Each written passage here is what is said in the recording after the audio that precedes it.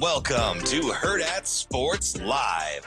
But what a difference. He was probably growing at the time when he went to it as a junior in high school. If he's growing more, he's going to be more. Oh, over the top for Gunpowder, slams it down. Foster with a second chance, drives, it won't spin in. Foster beat everyone to the board. Caden Boozer. Amanda got it. He can really shoot it. Marie steps inside and hits two more, and he's got 17. Look at this. And a steal and a bucket for Bradley. In Arizona by 5. The challenge shot is blocked. Murray's toss up ahead. Garchenko lays it in. Of 18,000 here tonight at Marriott Center. Murray tries to answer. I thought Minnesota played harder than us in the first half. That was the disappointing thing to me. That was the disappointing thing to our staff, is I thought we just got outworked in that first half. And then you saw when we flipped it, and I give the guys a lot of credit. They went out and responded in a huge way to do a pretty good chewing out. But yeah, I mean, there's times where we get on them where maybe you don't see it. That's not the first time I've ever yelled at our team. So, but that's what this group's all about. They've been unbelievably coachable. They don't take things personal. They say things to each other at times, and maybe other teams that I've coached, now you got a little bit of a feud going on out there. This team has been unbelievable in accountability, self-accountability within the team, within the group. And if you have that, that makes our job as coaches a lot easier. Welcome back. Welcome, not back. I guess it was yesterday we were here. Welcome back to Hurrdat Sports Live. Technically, like Kata. Welcome back, Kata. Yes. Like welcome back. Welcome. I don't know back, that show. I'm familiar with the phrase. Your mom would know. She's actually. That's why the only reason I know I've heard her talk about it before. Yeah, it's a good show. The theme song might have been the best. Yeah, it's part of it. It's a really good show. We're brought to you by Next Gen Male Medical. Do you think they would question my maleness? No, probably not. Okay. Listen, you tried to. No, I just said I thought the lotion smelled floral, and I misidentified. Your nose is better than mine, though. It is definitely not floral. It's botanical. It's vanilla beans. Where do you think the beans come from? Do you count the extract from the ground as floral? Sure. I said, well, botanical. That's kind of technically you are correct. Yeah. But floral was wrong. It isn't like rose or gardenia or hibiscus. You big gardenia guy? What? Why do you see it like that? Gardenia. Gardusia. Uruguay.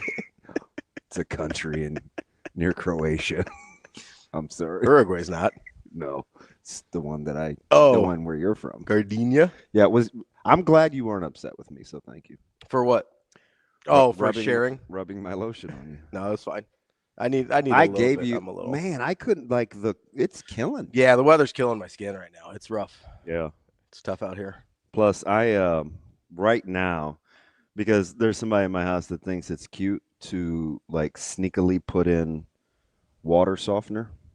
Oh, so because I am not a soft water guy. You like a hard water? Well, I'd like to know when the soap's not on my rag anymore. When I'm officially don't have soap on my body. Yeah, I got you. So I don't feel like I got out of a Diddy party, but oh man. Try not to be oily. Here's the problem. You know what the problem is? Thank you for the life preserver. Yeah, so the problem is you use bar soap. I use both. Okay, because bar soap always leaves. I always feel like no matter what I do, I always feel like there's a residue if I'm using bar soap. All right, so not that anybody cares. My man, Tim rocks with me. Okay. Tim Harvey.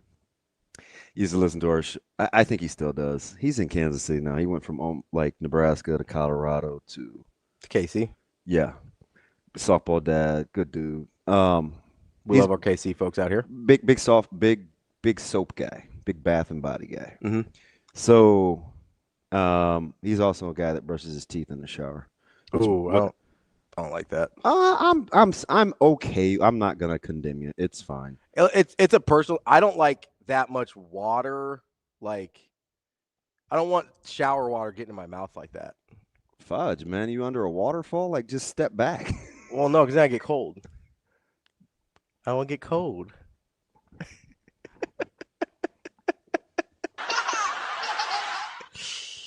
Okay. I don't want to get cold, man. So anyway, as one thing I did get from my dad, quick sidebar, not to go all Jacob Padilla, Matt DeMarinis, foreshadowing our first hour last night, which was comedy. One thing I got from my dad is I am an aggressive.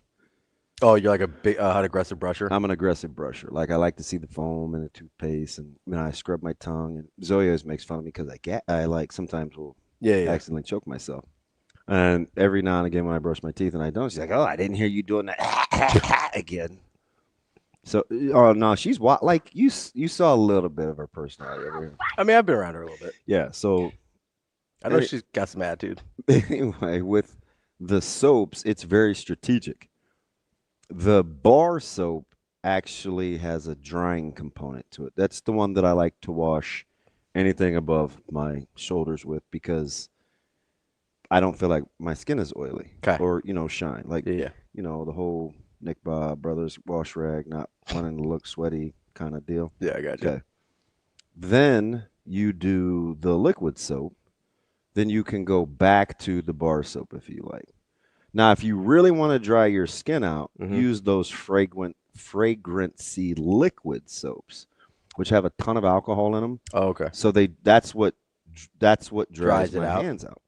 So for my lotion, back to the original, you making fun of me low key. No, I would never. Yeah, right. It's Johnson & Johnson something scent. Okay. You'd think that would cut the temp or the dry skin. But apparently it's not a good lotion. Isn't it for babies?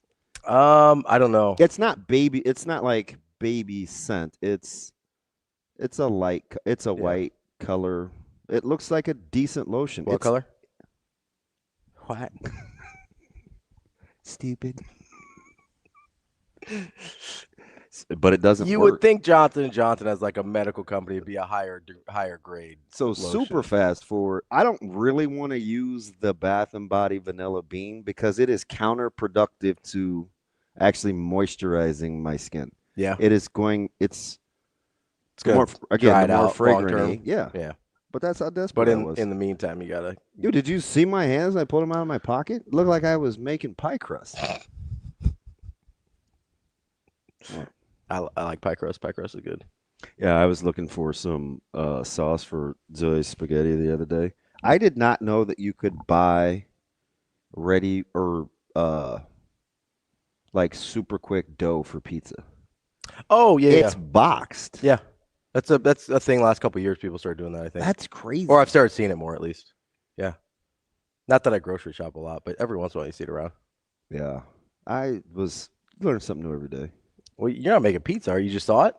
Yeah, I was looking for it. It was behind. It was the row. You know, how you walk down an aisle. One thing's on the right side, the other thing's on the left. It was on the left side. Oh, okay. Your stuff was on the right side. Yeah, I just turned around. Oh, gotcha. Okay. I was like, what are you looking at pizza crust for? Is that okay? You don't even like pizza.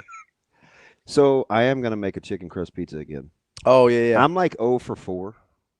No, Sikora didn't help you out. I'm like 1 for 4. Wasn't he the one that taught you how to do that? No, but he's the one that said don't use canned chicken. Oh yeah. So, but I now have ground chicken. Ground chicken is going to be foolproof. I actually think he might have used. Did he use rotisserie? No, he didn't use canned chicken, but he used something different. I bet he used like pulled rotisserie chicken. Chicken sandwich. Chicken sandwich. Speaking of which, we're going to talk to his partner. We are going to talk to his partner because there's a big Nebraska basketball game today. I don't know if you guys know. Yeah. So are we? This is a first. Yeah, we haven't talked to Jeff before. For Schmitty. Yeah. So I know him. I don't know him at all. I know him more as like this long respected guy I used to. High school basketball coach, right? Yeah. Yeah. Southeast? Yes. Yeah. Like long time. Coached a ton of goats. Nicholas Allen. Super successful. Nick would have been pretty early. He's also the guy that notoriously takes care of games at Sechrist when you're the visiting team for concessions. He lets you in. He's got the gate. Okay. Yeah.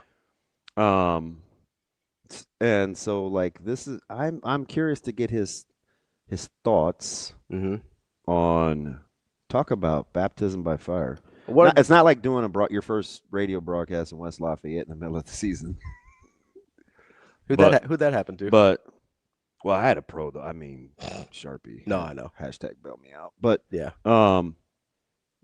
like he's in the middle of your first job, your first analyst gig on the radio, which is difficult. Yeah, it's a different thing. And it's during an undefeated season. Yeah. I don't know that people, I don't know if people care, but like, I don't know if people appreciate how different it is on TV versus radio. It's incredibly difficult. Especially. I mean, between Kugler and Greg, like you listen. Yeah. And then you kind of say, because you make the assumption when you're coming out of the TV world that they can see what you see. But you have to, it's dramatically different. And you have to be a lot more careful to leave space for the play-by-play guy because they can't see what you can see. Yeah.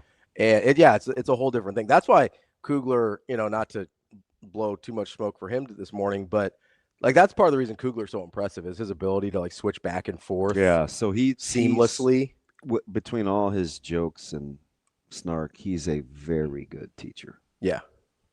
Very good teacher. So even the jargon that I use is different. Yeah, with Kugler. But I'm fortunate though. I have like when your play-by-play guys are strong.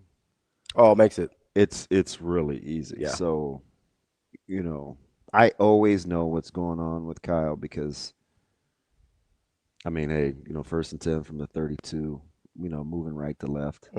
I know you get the visual. Yeah, for sure. First down, Huskers. So like that. You don't have to worry about that. No, part. those guys, yeah, they make it easy. So anyway, we'll talk to Schmitty. Headley asks, when is Evan the Illini coming back on? He'll be on later this week. Wait, he is? Yeah, we're gonna have him on later, either Thursday or Friday. So Evan and my man, Mr. Miles sent me a great photo together. Oh yeah, 2 of my Illinois guys. Who's the other guy? So he used to be at Nebraska. Okay. Way back when, then went to Illinois. So he and I have always talked. Yeah.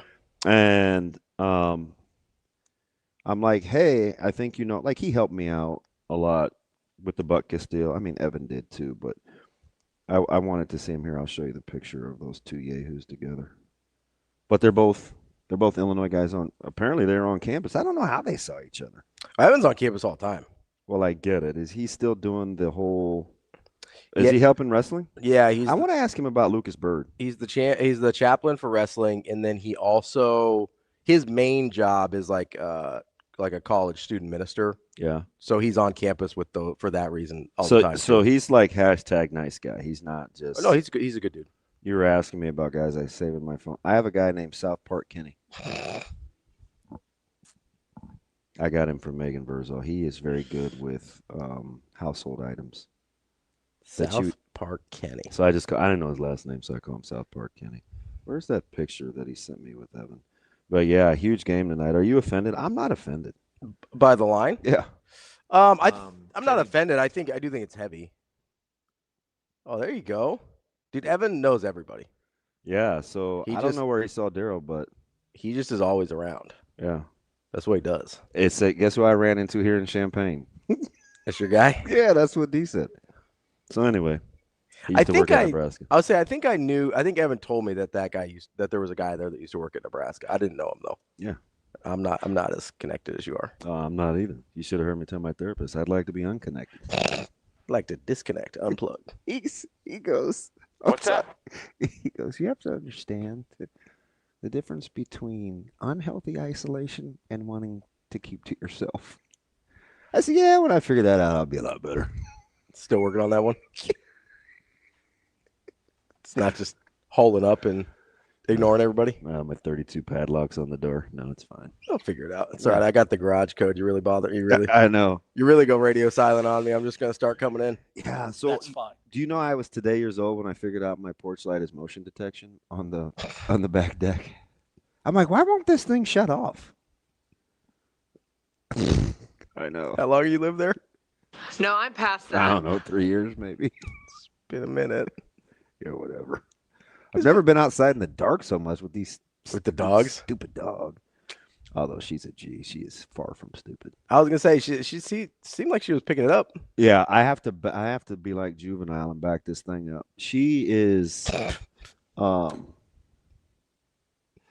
3. Was it? I am so glad he's a funny dude. As Kelly goes, maybe your therapist hacked your Twitter account, help you disconnect. Wow, that's a cold shot, Sean. I want you to know I am unwell without my social media. So shout out to you. That's probably not like a good sign, you know. No. Ding dong Severe was like, hey, you okay? We probably should catch up soon. I'll take you to lunch Thursday. Do I seem off? Was your radar pinging? I put up with you every day. Anyway, I did not know.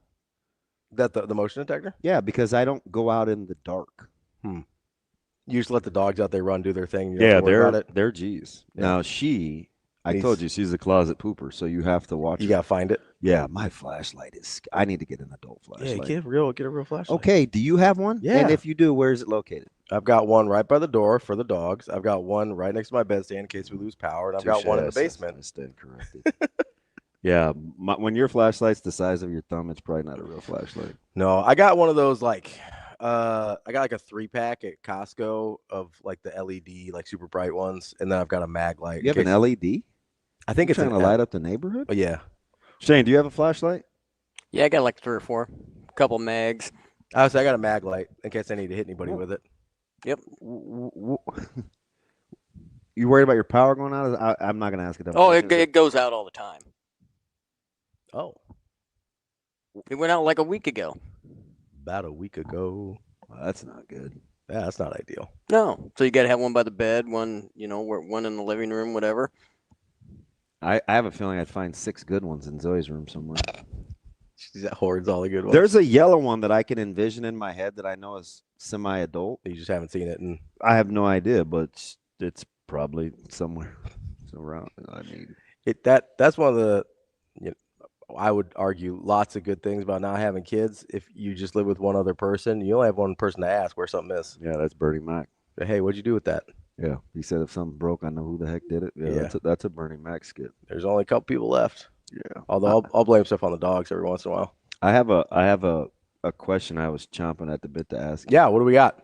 So, do you think it's harder for you to balance Nebraska basketball being where it is and Creighton not being where you want them to be as a fan? Is that harder to negotiate emotionally than what you think I balance supporting high school, like you support good basketball, even though sometimes it's contrary to the school that I coach at? It's probably harder for you. So you don't struggle. I mean, listen, I wish Creighton was better this year, but that to me is independent of what Nebraska's doing. Like, they don't connect for me at all. Are you growing up? It's unlikely but possible.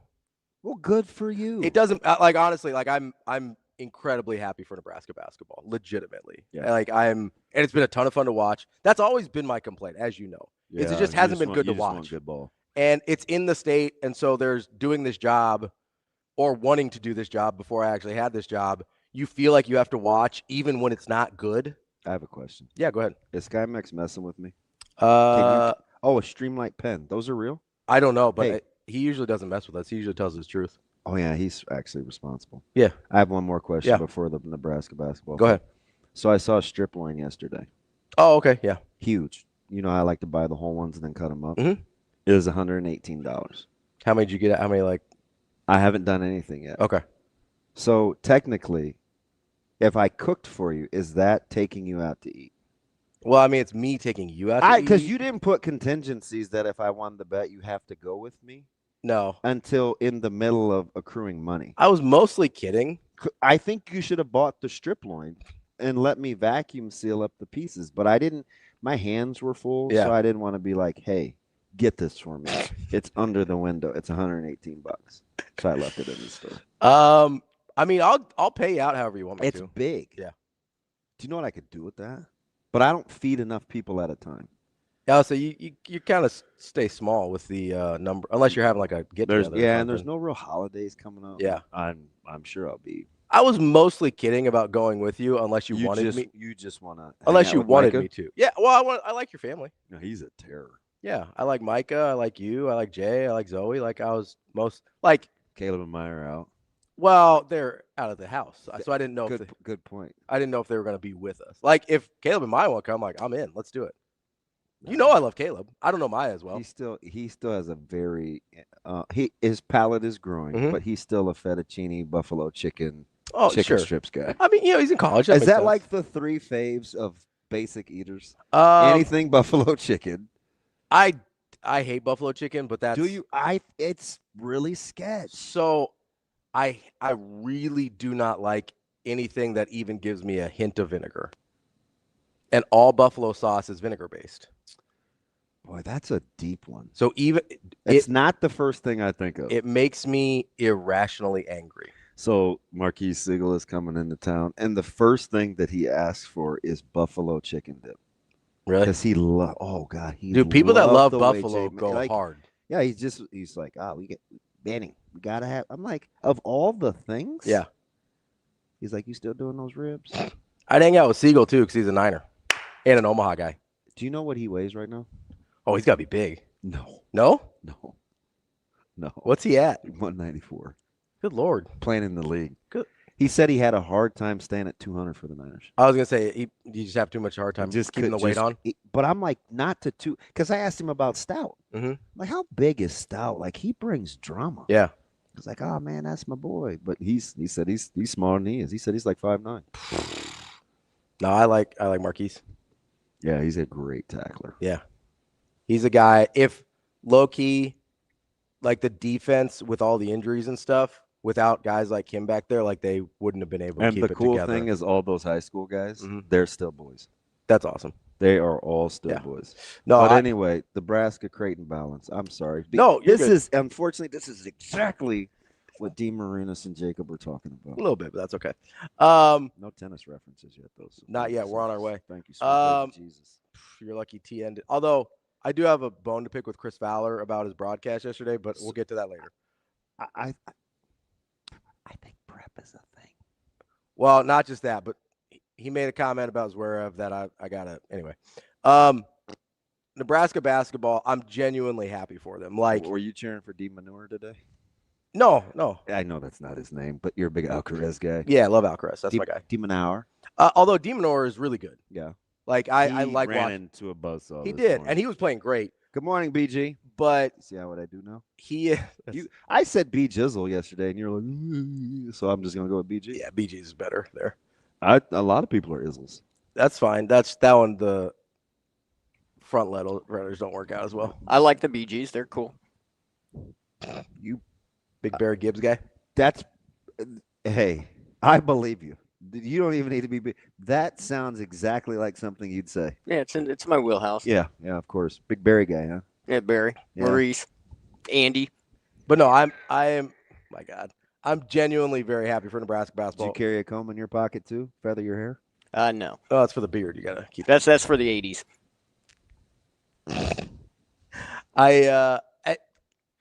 Nebraska and Creighton are totally independent emotionally for me. Mm-hmm. Like, this is not a zero-sum game in my mind. I want everybody in the state to be good at basketball. I want UNO to get it figured out again. I'm hoping last year wasn't just a flash in the pan where everything sort of came together for them. I'm disappointed with how Creighton has played this year, but kind of optimistic about what the future still might look like. I think we've got at least one, maybe two more MAC years before he hangs it up. I'm gonna go ahead and disagree with that. You don't think so? No. All right. No, I'd love to be wrong. I would have a really hard time envisioning him leaving if they don't make the tournament this year. Like, I feel like that'd be a hard way for him to go out. Is he still like a 0 handicap? Probably. He might just join the senior tour. Although Doug's not retired yet, so who he's gonna golf with? Well, he's got a lot of downtime. Yeah, that's true. Nick likes to golf a lot too. So, but no, I to me, like, there's no connection there for me at all, except for the one time a year they play. Mm-hmm. Like, there's no overlap in those two things. If Creighton could be 0-20 and it would have no effect on me how I feel about Nebraska being 20-0. Not a zero-sum thing. I like that. Yeah, like it's a good example that you used. I want everybody to be good. You want everybody to succeed at the high school level. You're rooting for kids. You're rooting for programs to elevate and help kids out. Like I genuinely believe you want Miller North to be good just 1% less than you want West Side to be good. And you want Central to be good just 1% less than you want West Side to be good. Yep. You know, and so like it is. Again, Although the more time that I spend with Breeze, yeah, the less I want anybody to be good. See, that's why I like him. Like he keeps me, but he's like, yeah, let's not get too comfy. That's how I am with everybody, with everything except basketball. Like I consider myself like a basketball purist. I just want the basketball to be good. Everything else, you ride with who you ride. Yeah, I stay pretty petty with like football and stuff like that. It's just what it is. I was out on the whole Big Ten Indiana thing. I wasn't.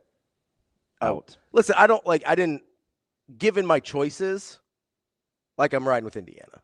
Yeah, because you're an FSU donkey. Not just that, but also, like, if I truly believe, like, the SEC Ponzi scheme thing, which I do. Yeah, Miami's not in the SEC. I get that, but it's better for my narrative if the Big Ten wins. Because it's not ACC versus SEC. Everybody knows the ACC is, like, the stepchild over here, which is like, well, I don't really know what to do with them. But, that's tough. Stereotypically, not. There's some really nice blended families out there that are doing good work. Co-parenting, being very mature about everything. You know, I appreciate that. It's for the well-being of the kids. Oh, Ravi here for the kids. Hey, guys, I can't help you out. I have a side eye on this guac conversation. I'm out on guac, so. I do like guac. I'm a big guac guy. I am. How'd they get started on guac? I think it was the buffalo chicken dip. Kind of morphed into dips conversations. Yeah, that's not me. That's I'm a big. I'll go guac. I'll go queso. Queso's fire. I love a good queso. Anything cheese is probably gonna. I'll ride with cheese in general. Like I enjoy cheese a lot. I don't. That's probably about. I mean, salsa's fine. Are you a sauce guy? Are you a dips guy? Depends on the context of like what I'm doing. Like I don't like French dips at all. Like the sandwich. Yeah. I hate that. Like I think that's disgusting because you have wet bread. Yeah, no, I get that. And but that's I'm talking horrifying. about, you know how some people just need like a spread or a dip. I would like a little bit of, I don't know how else to say this. I need a little bit of moisture with the food most of the time. So whether it's like a little bit of butter or an aioli or a sauce or a dip, like I do find that helpful. So every sandwich you eat has some sort of lubricant or whatever. Yes, moisture. It's got some sort of moisture in there. So you just can't go eat like a ham and cheese sandwich plain? Ham and cheese I could. Yeah. But cheese, I know cheese is not the same thing, but sometimes if it's made well, cheese acts a little bit that way to give it a little bit of moisture. Shane, end of the world tomorrow. They stop producing dressings. Mustard, mayo, or ketchup? What's the must-have? Ketchup. Really? You eat a lot of sandwiches. Why ketchup? But mayo probably first. Well, that was the goddamn question. Well, I just said ketchup to be on the safe side. What? Safe side of what? Nobody's coming to get you. Choose one. Ketchup. But definitely not. Although mayo definitely would not probably be mustard. the one. Well, which the frick is it? It's not mustard. Definitely not mustard. That's out. I'm out on mustard. Unless I'm allowed to do other things to the mayo, I don't like mayo. Like I can do an aioli because it thins it out a little bit, but just mayo by itself is way too thick. I don't like it. Like the texture. What's your go-to sandwich thing? So my favorite sandwich is sort of a variation on like a Reuben, so no sauerkraut, but then kind of the Thousand Island on there. That would be like your go-to. Yeah, well, that's on my favorite sandwich, so yeah, probably. Huh. Well, that sounds ridiculous. Got like corned beef and pastrami in there, and then you got the cheese. I think I get provolone instead of the Swiss, and then it's like a Russian dressing or a Thousand Island. No, every time I have a hamburger, I got to have ketchup on it. But every time I have like a ham and cheese, I got to have mayo on it. You heard what he said, right? I'm not putting ham and cheese on, or mayo on ham and cheese. That's disgusting. Stop. Hang on. That's disgusting. Time to flip out. Yeah. See, that's what I was saying. I knew it would be a hard. People would not like my take on it. This is not. That's why I said ketchup. What is a hamburger? I said. Are you 10? I said hamburger. dude. Am I mishearing that? I went to go have a hamburger with Kevin Kugler on the regular. I feel like we have a lot of dogs on this team. Man. And then I drink my fuzzy beverage out of a picture. But the guy on the mound is a pitcher. While listening to the Bee Gees. Well, I was looking at at a picture of the Bee Gees.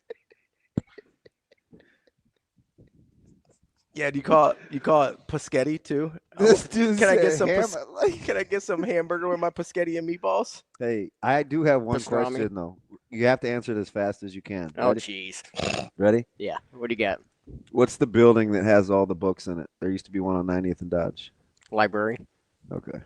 There was a soft R in there. I heard it. Man, it's on 72nd and Dodge now. He just snuck it in there. He strikes me as a library kind of guy. Well, man, it's a hamburger. Sound like Zoe. What's next month, Shane? What is next month? This is January. What's next month? February. Okay. Okay, leave him alone. Okay. He's starting to get pissed.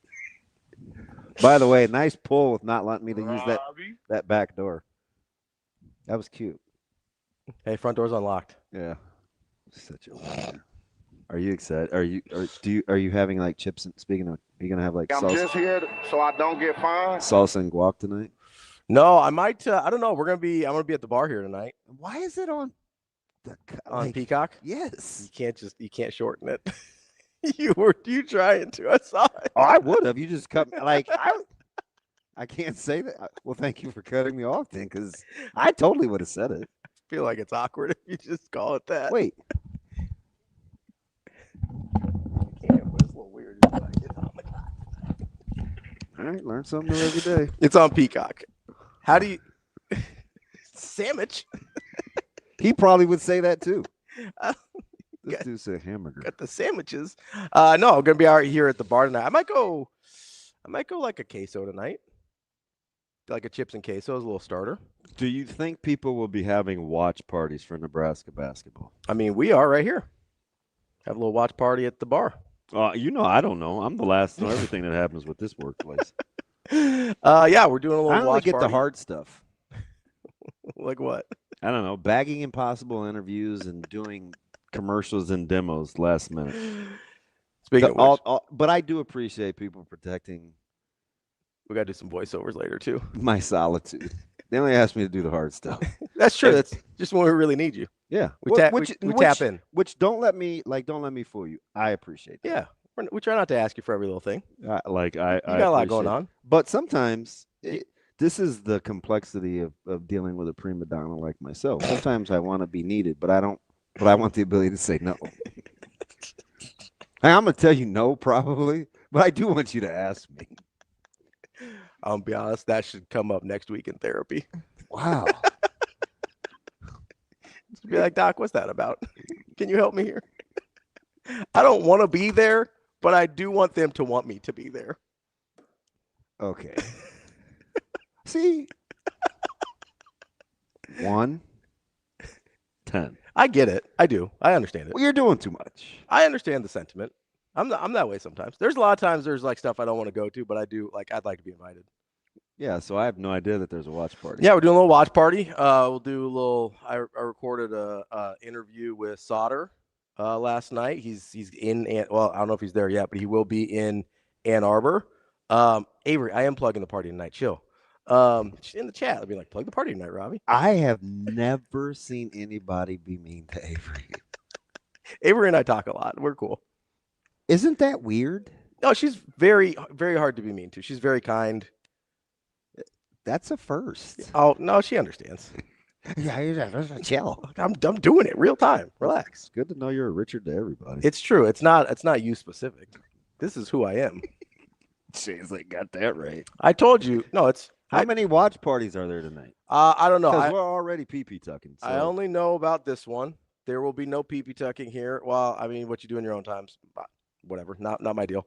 But we're gonna give away some prizes. We've got I had a little pregame show. I did the interview with Sauter, and then you can come out here and watch it on the Peacock. Because not everybody wants to pay for the streaming service. I understand that, but it's the first top 5 game in Nebraska history. You could probably get a It's the first top. You could get a hamburger. Hamburger while you're out here. Hamburglar? You never used to watch Def Jam, did you? Oh yeah, I've seen Def Jam. Have you seen the Hamburglar? Yeah. Yeah, he's funny. They got. Is that Arnaz J? Hamburger. How did he say it? He said hamburger. Hamburger. I forgot there was no B. I got hamburgers. They got sandwiches. I don't know if we got paschetti, but we do have some pasta because Jacob always gets it. He's the only person I know that goes to a sports bar and gets fettuccine Alfredo. You probably get some ketchup on your hamburger. Probably mayo too. Mayo. Never. You could get mustard, but not Shane. Never. Hey, which one would you choose? I don't know. Probably ketchup. If you want to, I don't know. Mayo would probably be first, though. That was kind of the question. I know it was, but I knew it would be an unpopular take. I don't think so. I think a lot of people like mayo, Shane. I don't like mayo. Like plain mayo. I do like an aioli. I know it's a mayo base. I don't think it's close. Yeah. I have the most of mustards. Oh, yeah. You told me that. You got. I have. There's also the most varieties of mustard. But I'm just. To be fair. I'm going to tell you, though. Yeah, brown. Mayo is in a ton of spreads. For sure, yes. It has it's like a blank canvas. It's a base. It has a lot of versatility. Which I'm totally okay with. Just don't give me plain mayo. On the top shelf of where I was the other day when I was getting Zoe's spaghetti sauce, they now have... Spaghetti or paschetti?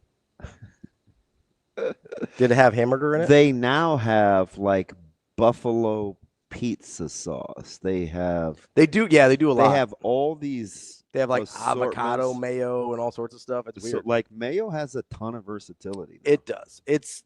And like I said, I'm cool with an aioli. Just don't give me plain mayo. I don't like plain mayo. It's the texture of it is disturbing to me. So you think most people, like if I gave you a Thanksgiving turkey sandwich, you think they would know the difference between mayo and salad dressing? Yes, I think they would. Okay. I don't know. So I'm not putting mayo on it, but I'm also probably not eating a turkey sandwich of my own free will. And you're not putting mayo on it? I don't like turkey. I know. You're a child. What do you have for dinner? Not chicken strips or anything like that. Shane, how are you going to watch Nebraska basketball tonight? I'm going to listen to it like I normally do. With our guy Kent and Jeff. Yep. Who we'll talk to later. Hey, why did they throw the chef hat on me? It's called because you talk about cooking a lot. Tough crowd. You talk about cooking quite a bit. Is that Suave?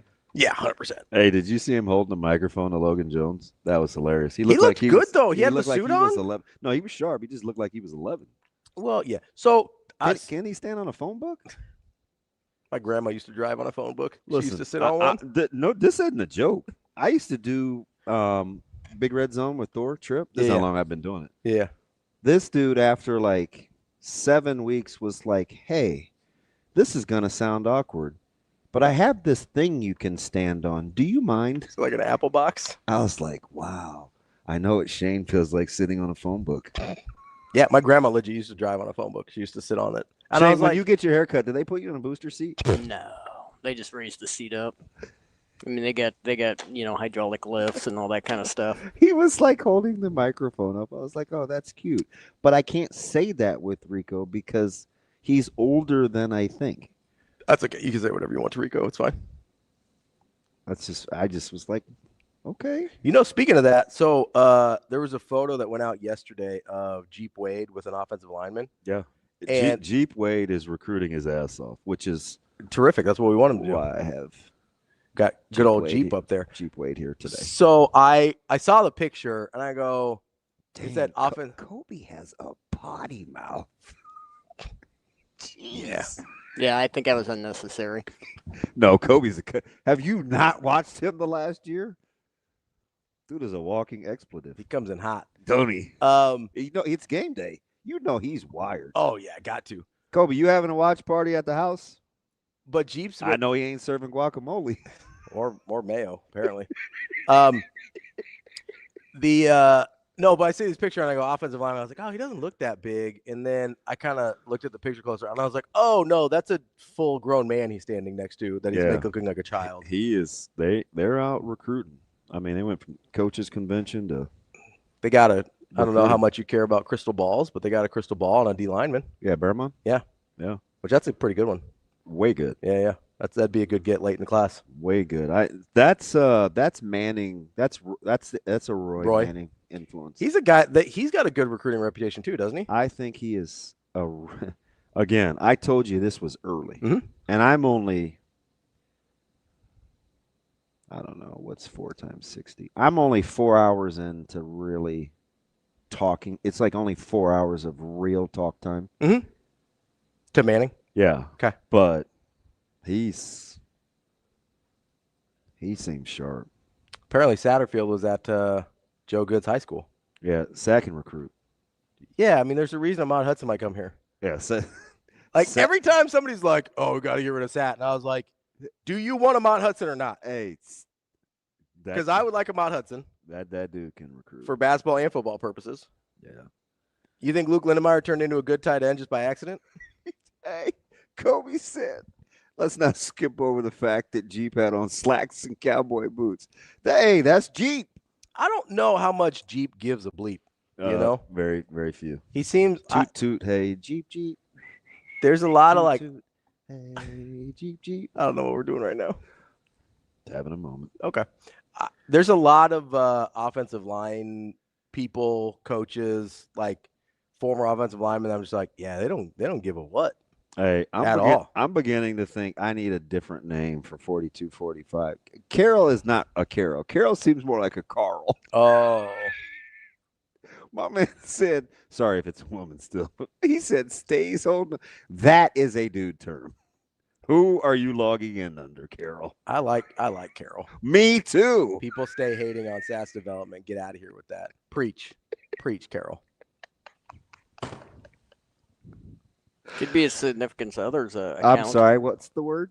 Jay Sadi, Hamburger. He was on the field. I can't make Dylan Raiola or TJ Lateef throw him the ball. What's Sadi? What'd he say? He said Lindemeyer also got put on a milk carton. He played basically every snap. I can't make somebody throw him the ball. Yeah, see, I don't understand that. It's almost and Satterfield's not calling the plays. And he's a sports guy.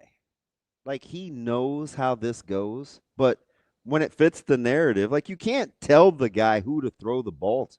And even if you do, you could tell him what play to run. It seems like he wasn't running them half the time anyway. So what are we going to do? But we got to take care of him, though. Who? He actually came in here to eat last year. Who, Sadi? Yeah. Sade? He's one of those guys I had to sneak by a meal for because if I asked him, he wouldn't let me. Probably. Oh, yeah. Yeah. But yeah, this little dude. That family looked pretty. Yeah, they sat right over under the window. I just never understand, is that a criticism of Sat? Of like, well, he didn't get the ball. You know what it is? He's a Millard South guy, so you guys probably got. Oh, he doesn't like me at all. We've hashed that out on Twitter. Oh, really? Yeah, he's just like, well, I've never cared for you. And I was like, well, at least we're on the same page. Oh, no, that's how he talks. Yeah, that's fine. Yeah, that's it. He pulls zero punches. I mean, I got no disillusions. That's funny. People that like me. The people that don't. Yeah, I bet you he's not. He doesn't look anything like you think either. I've actually never thought about that. How he looks. Uh-uh. There's some people I kind of like have a picture. Little guy, goatee. Kind of looks like he could maybe be on a skateboard. Okay, like 90s skater. But yeah, he knows this. But yeah, you don't mess around. Joe Good says my issue was red zone targets. Yeah, I would have liked to see. So that's the whole offseason, you guys. I would have liked to see the tight ends, who I think are very good. That's the whole offseason. Get targeted in the red zone more. On offense is scoring touchdowns in the red zone. Absolutely. Like that's the whole self-scouting thing. You change that, you change your offense dramatically. Yeah, absolutely. You start scoring more touchdowns. Just give me I put this number out last year and they didn't get it. No. But you need about 2.5 points more per trip inside the 20. Yes. And you'll be cooking with some real peanut extra oil? Virgin olive oil. Does peanut oil have a high smoke point? I don't know. People always say, oh, we're cooking with peanut oil now. And I'm like, I don't know what that means. But I also don't cook, so I don't know. I don't know about the smoke point in peanut oil. I know olive oil. If I had my druthers and I was just going to be fat, I would cook like fried chicken in peanut oil. Dude, peanut oil is good. Yeah, I'd do that. I know, like not that I have anything against. I mean, listen, you gotta do what you gotta do. Obese people, it's fine. I used to. fine. Sometimes I just talk too much. No, I'm not. Oh, that's right. That is a sharp G-Funk thing. I used to see. Now we're cooking with peanut oil. Oh yeah. The I think there's. What time is it? 7:45. We're all right. Jake said, is that really that good of a tight end coach if he couldn't develop a QB into a tight end in 1 year? I've been through this. Was that the smoke point? That's 450. I think Tim got us with the 450. Is that peanut or no? Olive. I believe him. Probably. I think he's a chef. Wait, or like Sean, why is avocado oil the way to go? There's no way. I'm using coconut oil. We did shrimp in coconut oil. Joe Good says he uses coconut oil. Yeah, I'm and it, you know what? It's a clean burn. It actually smells good. Avocado or coconut oil. Oh yeah, it burns clean. Asian Wyatt says grape oil has high smoke point. Yeah, I've never used grape oil. So a lot of people use grapeseed oil when they skillet. Oh, okay. Because you don't stink up the whole. Oh, you don't get the smoke in the whole house. He's dead on the grapeseed oil. Tim says 450 is peanut oil. No, I knew what he's talking about. Yeah. Beef tallow is an old new trend, though. We're trying to collect enough beef fat to make our own tallow. Dude, tallow is great, but it was the thing everybody used, and then it got demonized as causing heart disease, and now it's back again because apparently we don't care if we have heart disease, or maybe it never caused heart disease. Nobody really knows. So, Jack, what you're saying is that is a pretty high smoke point? He said that's the only thing he cooks with. That sounds like very Jackish. Yeah. I only cook with peanut oil. I'm telling you, man. I got Shane there. You hear that? Yeah, laughing again. I'm going to find my way to Tennessee. I'm going to send some pictures this summer and be like, what is this dude doing out there in the sticks? I mean, you like going places, man. You like going odds and ends. And I get tired. That's going to be when you find out how to I already booked my weekend with Brett after state. Healthily wrestling. Isolate. Yeah. You're going to go sit on a porch with Jack. And should I not have told you that? I feel like you're using that against me. No, I'm trying to help. As I always do. You're going to be sitting on a porch with Jack somewhere, and you're both just going to be like, I'm tired. I get tired. So we were coming back. I don't know where we were. It was just Caleb and I. Oh, we were coming back from Nebraska City. And we were looking at houses and stuff. And I do like sesame oil, Wyatt. No, sesame oil is so fire. So good. Sesame oil is. It is strongly flavored, though. So you have to. Yeah, I mean, you're talking drops. Yeah. You have to be careful what you use it in and how much you use it. So, it's not the secret ingredient, but it is a hidden ingredient in my Korean. Yeah, in my Korean barbecue. In Asian food, it's a deal. It's a game changer. Yeah, I can convert cheap things like country ribs into a nice Korean barbecue. Big country ribs guy? Yes, I am. Yeah, very versatile. I need to go. There's a new Korean, very versatile Korean chicken place I need to go to. The one I talked about yesterday? No, well, that one too. But there's one I've been trying to get to for a while that I haven't got to yet. Is it just fried chicken? I think so. Is it BBQ? Yeah, 132nd Center. Oh yeah. Is that one good? Been there, done that. Is it good? Yeah. Okay. I mean, I don't get real fancy. Yeah. Apparently in that I don't know if it's a culture thing, but apparently in that culinary styling, the cheese dust is a thing. Don't do that. Oh, I don't want cheese dust on there. I don't think. Don't do that. It's brothers made up the whole lemon pepper thing.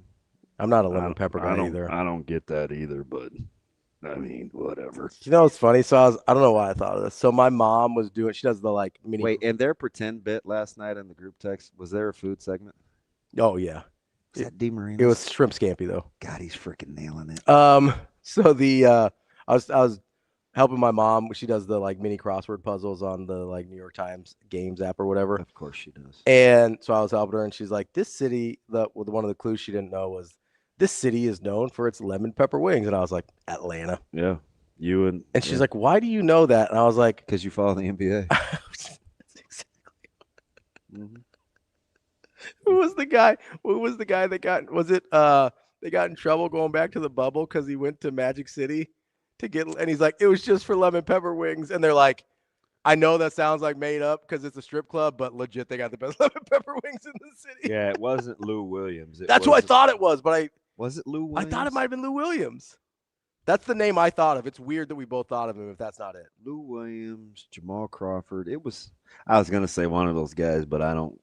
You know what I mean? I think like one of the 6-man high volume scorer guys. That's what Dude, I want to. I think it was Lou Williams. Yeah, but I have Lou Williams on the brain because I just watched him on TikTok. Really?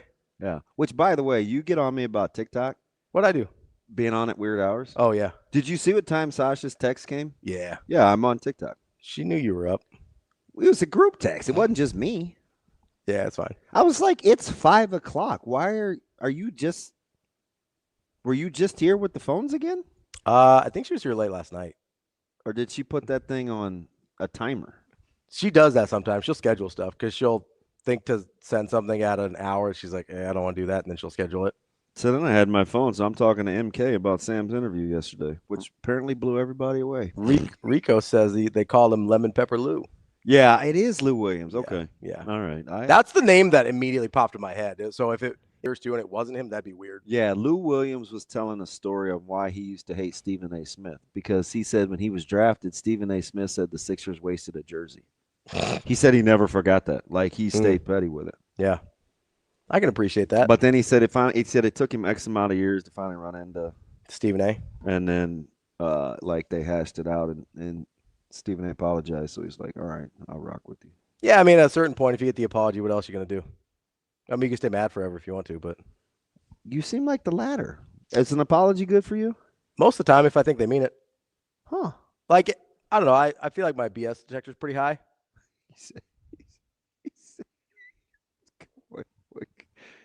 Once upon a time, didn't you think Kobe was at one point nice? No, he didn't like me early, so he was more riding with you.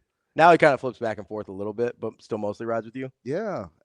I don't know if we could. He stays on it though. Yeah. Yeah. He's pressing. I'm telling you, it's a Michigan-Nebraska thing. Yeah, people are on edge. People are on edge. It's the first top 5 matchup in Nebraska history. We don't like the line. No. I'm glad it's early though. It'd be miserable sitting around till 8 o'clock waiting on this. Yeah, one. that's like, Shane? Did you get any snacks? You got peanuts, cashews? I got some apple slices. Oh, Kobe's in on me as of now. Yes, let's go. Trying to be a little bit healthier instead of potato chips. He says hating Stephen A. Smith isn't a bad shout. Yeah, that's what I was laughing at. That's fair. It's a good take to not like Stephen A. Smith. Unlikable. But yeah, for the most part, like if I think somebody apologizes and they like mean it and is genuine, like I'll generally let it go. I may not trust them, but I won't stay like people are like big forgive and forget. Like I'll forgive, but forget's probably not happening. Well, I've said this forever. Take it from a guy that's made a ton of mistakes. Forgiveness can be immediate. Trust is a progression. I would say forgiveness and trust are also not the same thing, right? Like those are two different. Like I can let it go in my heart and still not mess with you. You're what? I can let it go in my heart. You have one of those? It's 3 times too small, but it's there. Little 10-manish. Can I ask another question though? Always. Before we get into hoops. We got like 5 more minutes before we got to get off. How are you not watching Arizona and BYU? You know I have more than one TV, right? I don't. It's maddening that was even on the table to split. No, it wasn't split. They're separate TVs. You can go back and get tennis. You can go back and get basketball too. I can go back and get anything as long as I get it done before this morning. I mean, I like tennis, but you're doing too much. I more than like tennis. Like the majors are a thing that I get very, very excited about. I'm going to watch them as much live as I can watch them. I'm going to watch them. They don't compete because it's 100 and some odd degrees and you're rocking with that? No, I'm mad about the center thing. He got bailed out. That's stupid. And you're here yesterday and you're like, it's 118 degrees. What do you want me to do? I was like, I want him to keep playing. So this is weird, and I can't say that I've ever been to Australia, although I would like to see some great whites off the Cape. And Kobe's right. That game sucked for like 37 minutes. It was total trash. It was trash for almost the entire time. And my guy, AJ DeBonsa, was just pooping all over himself. So do you know enough for me to ask you this question about BYU? Maybe. Go ahead. Can they win a national championship? No. You said yes for this whole time. Yeah, I've changed my mind. And I would ask you, are you sure? I was then. I'm not now. No. They do some weird stuff. They do, yes. They don't play. Like they'd have to win 6 in a row. So here's the problem. It's not that I don't think their ceiling is capable. It's that I have yet to see them play even 30 good minutes of basketball consecutively against a quality opponent. Can I ask you another question? Sure. Today, BYU. To this day? Or Illinois? Illinois. Bizarro world. Oh, I'm sorry that I learned new information and have changed my opinion. Wow, don't need to be mean-spirited. I know that's rare these days, but some people still do it. Let's talk to Jeff Smith. Not even necessary. The color analyst for Nebraska basketball, coming up next year on Hurrdat Sports Live. Ooh-wee. I mean, it's hard in this league because the league's really good, especially on the road. But obviously, we've had 2 nail biters at home as well. So I don't think there's a ton of separation between teams 3 and 11. So I think you're going to see a lot of close games and some head scratchers at times. But for us to get on a roll, it all starts in practice and our habits in practice and our consistency in practice. It's a little bit unique, yeah, because I just don't think there's Georgetown, Marquette are down there right now, and I think that there's a lot of talent on both those basketball teams. So you got to be ready every single game.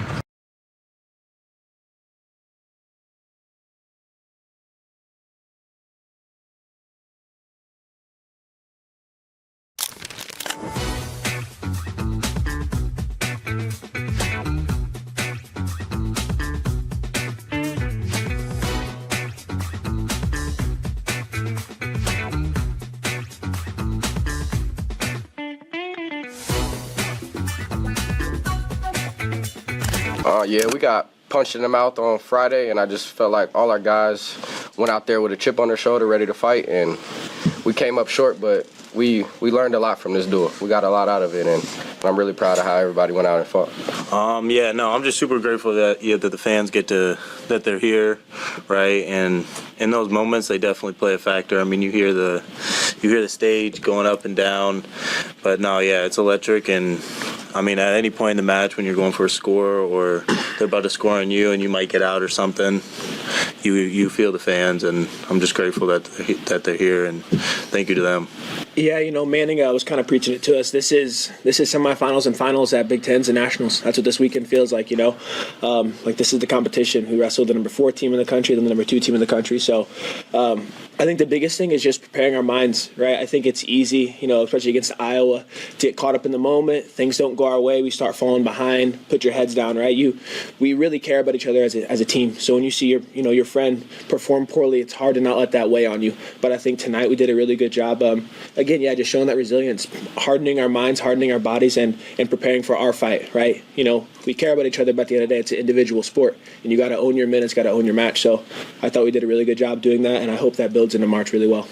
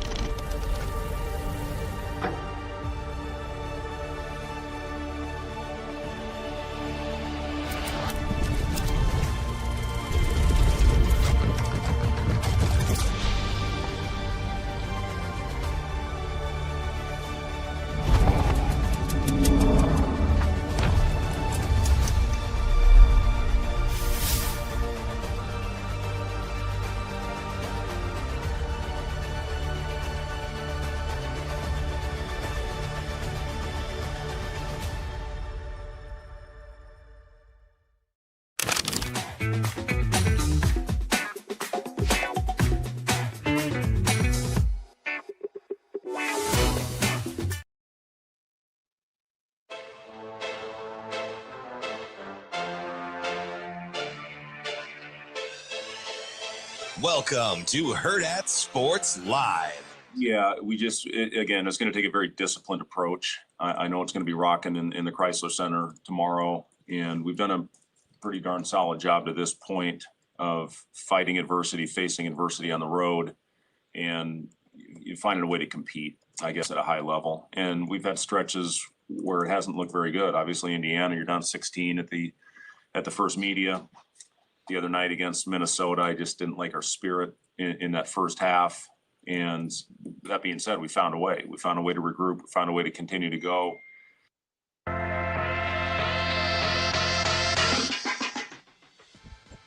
Welcome back, Hurrdat Sports Live, presented by Next Gen Male Medical. That's DB. I'm Ravi, Lulla here at Hurrdat Sports Bar and Grill. It's time to talk a little Nebraska basketball. We've got Jeff Smith, the analyst for the Husker Radio Network. Jeff, how are we doing this morning?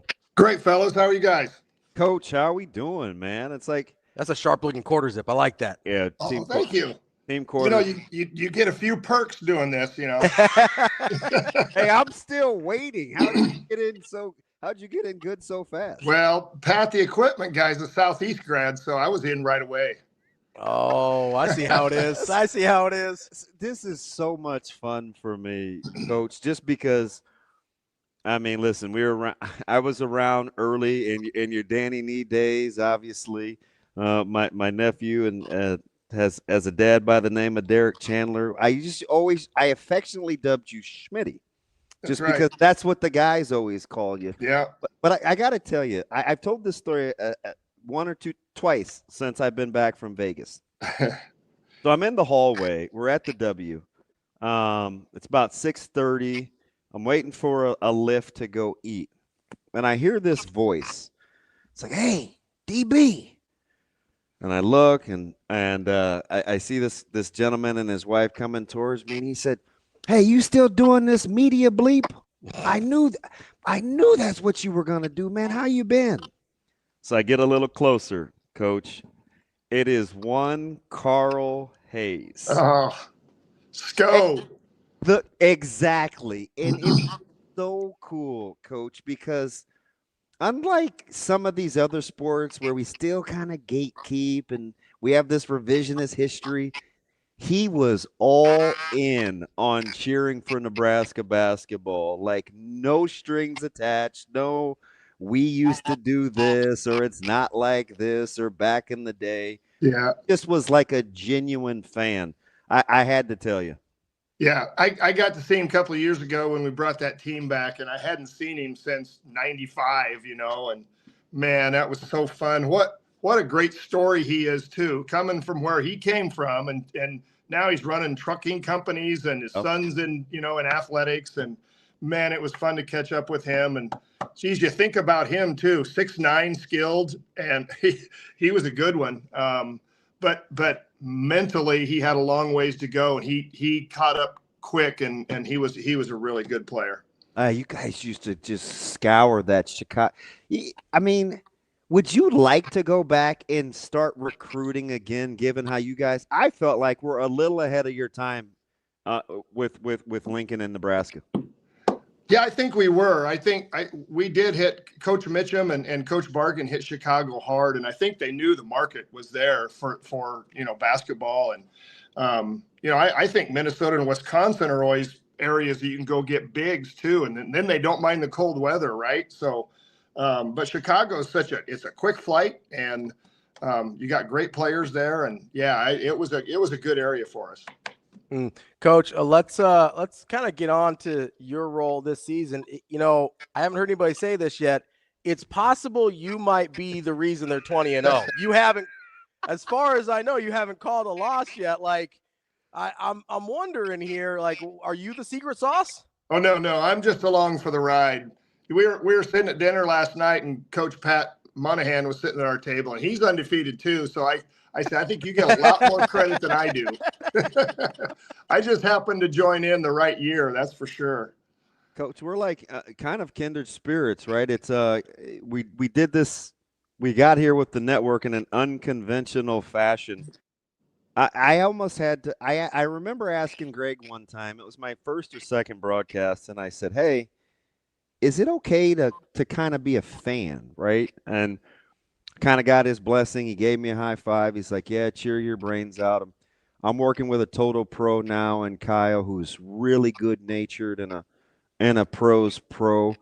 You're a X's and O's, you're a guts guy, but you're caught up in this fandom and its hoopla. What's the balance for you to be an analyst, but to have fun too? Yeah, that was one of my first questions, DB, was can I be biased? How biased can I be? They said, hey, you do what you want. I loved hearing that because I am a fan, and KP loves to have fun. If he wants me to misspeak on purpose so he can just ride me the rest of the broadcast. So we have had a lot of fun. And of course it's easy when you're winning, but yeah, I want to give some insights to maybe what the coaches are thinking, what's coming next, what adjustments they're making, just so that the fans with high IQ are interested.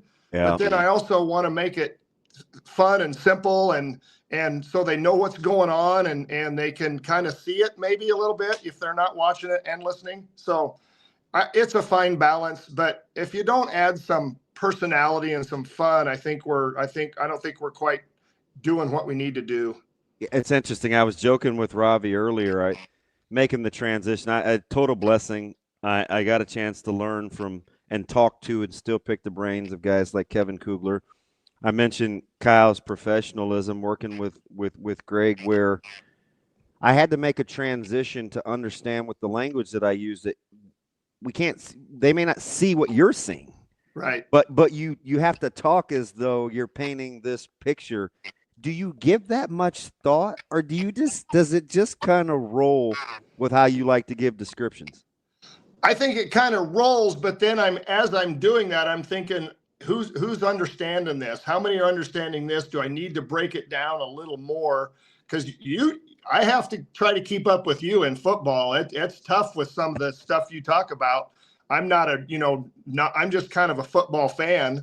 So I kind of, I consciously think as I'm speaking, okay, if I'm saying he's pushing up on that screen now, they change their coverage. Who knows what percent know what I'm talking about? So yeah. I maybe need to break it down a little more, but as well as I do, especially in basketball, it's going so fast. I don't have time to explain that much. I get one chance to kind of explain it, and then we're on. Kent's elbowing me like, stop. Wow. Hey, I want to know if he came off a pin down or something. Like, you can tell me. No, I'm kidding. Yeah. Hey, knock it off. I have to talk now. Yeah. Can I ask you something here? Because there's talking about terminology and the way we describe things. It seems like sometimes we just decide there's new terms for things and that have existed forever. Like the one recently is everybody's talking about ghost screens now, right? It sounds super spooky. Oh no, they got ghost screens. When I was there, you called it slipping a screen, right? Like it's just slipping a screen. That's existed for all of time. For all of basketball. So when you're working on the terminology, how much of it is like, hey, this is what we called it with Danny Nee versus this is what I called it at Southeast versus this is what most people know it as versus this is the cool new. Yeah. When'd you start using pin downs, right? instead of away screen, what happened to away screen? Now it's a pin down. Like, I'm just going to go screen away. Oh no, it's a pin down. It's the pin down. Then these guys have their NBA language. So I'm trying to, what I do is Peyton Borders, the assistant, I had him in my class a few years ago. And then some of the other guys, I go to those guys. I don't mess with Fred and Nate and those guys. I don't bother them. But I'll go to Peyton or some of Justin or some of the other analytics guys, and I say, okay, coach is using this term. Your MIG and your nail guy and your, so I kind of getting it. But their language is almost all new to me too. But as soon as they say it, I say, oh yeah, that's an away screen. Okay, I got you. That's like.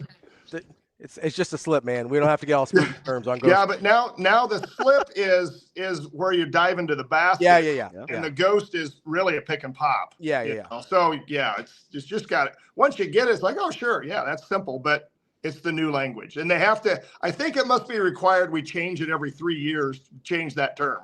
That is so awesome. So why I'm excited. And I was like, oh, I don't really think anybody's got a chance to like pick his brain. I was like, Shane, we got to get Schmitty. So, but I want to ask you one technical question because I'm listening the other day, and I've got my little guy in the car, and we're trying to run the errand over through halftime, right? It's Saturday, and you're coming back and you're talking, and there's a little bit of a delay, and so you guys are filling time. KP is not happy that it's taking too much time, and he's like, I don't know. Do we want to take a break? Do we not take a break? At that time, like I know, it's like, oh man, like Josh will let you know. What's Josh saying? And because so when you're on the broadcast, you got guys in your ear, you've got a partner. I think I love his Josh Hilkeman is who I'm talking about. I love the calmness, the direction. He's like this smooth maestro, right? That's conducting chaos. How appreciative are you to work with such pros like at the network that really help with the overall production of the broadcast? Oh man. In fact, I was such a rookie at the start of the year. I'm like, Josh, please don't be afraid to talk in my ear. Please tell me if we're going to a break. He's so good. Yeah, he is. And that helps you a ton.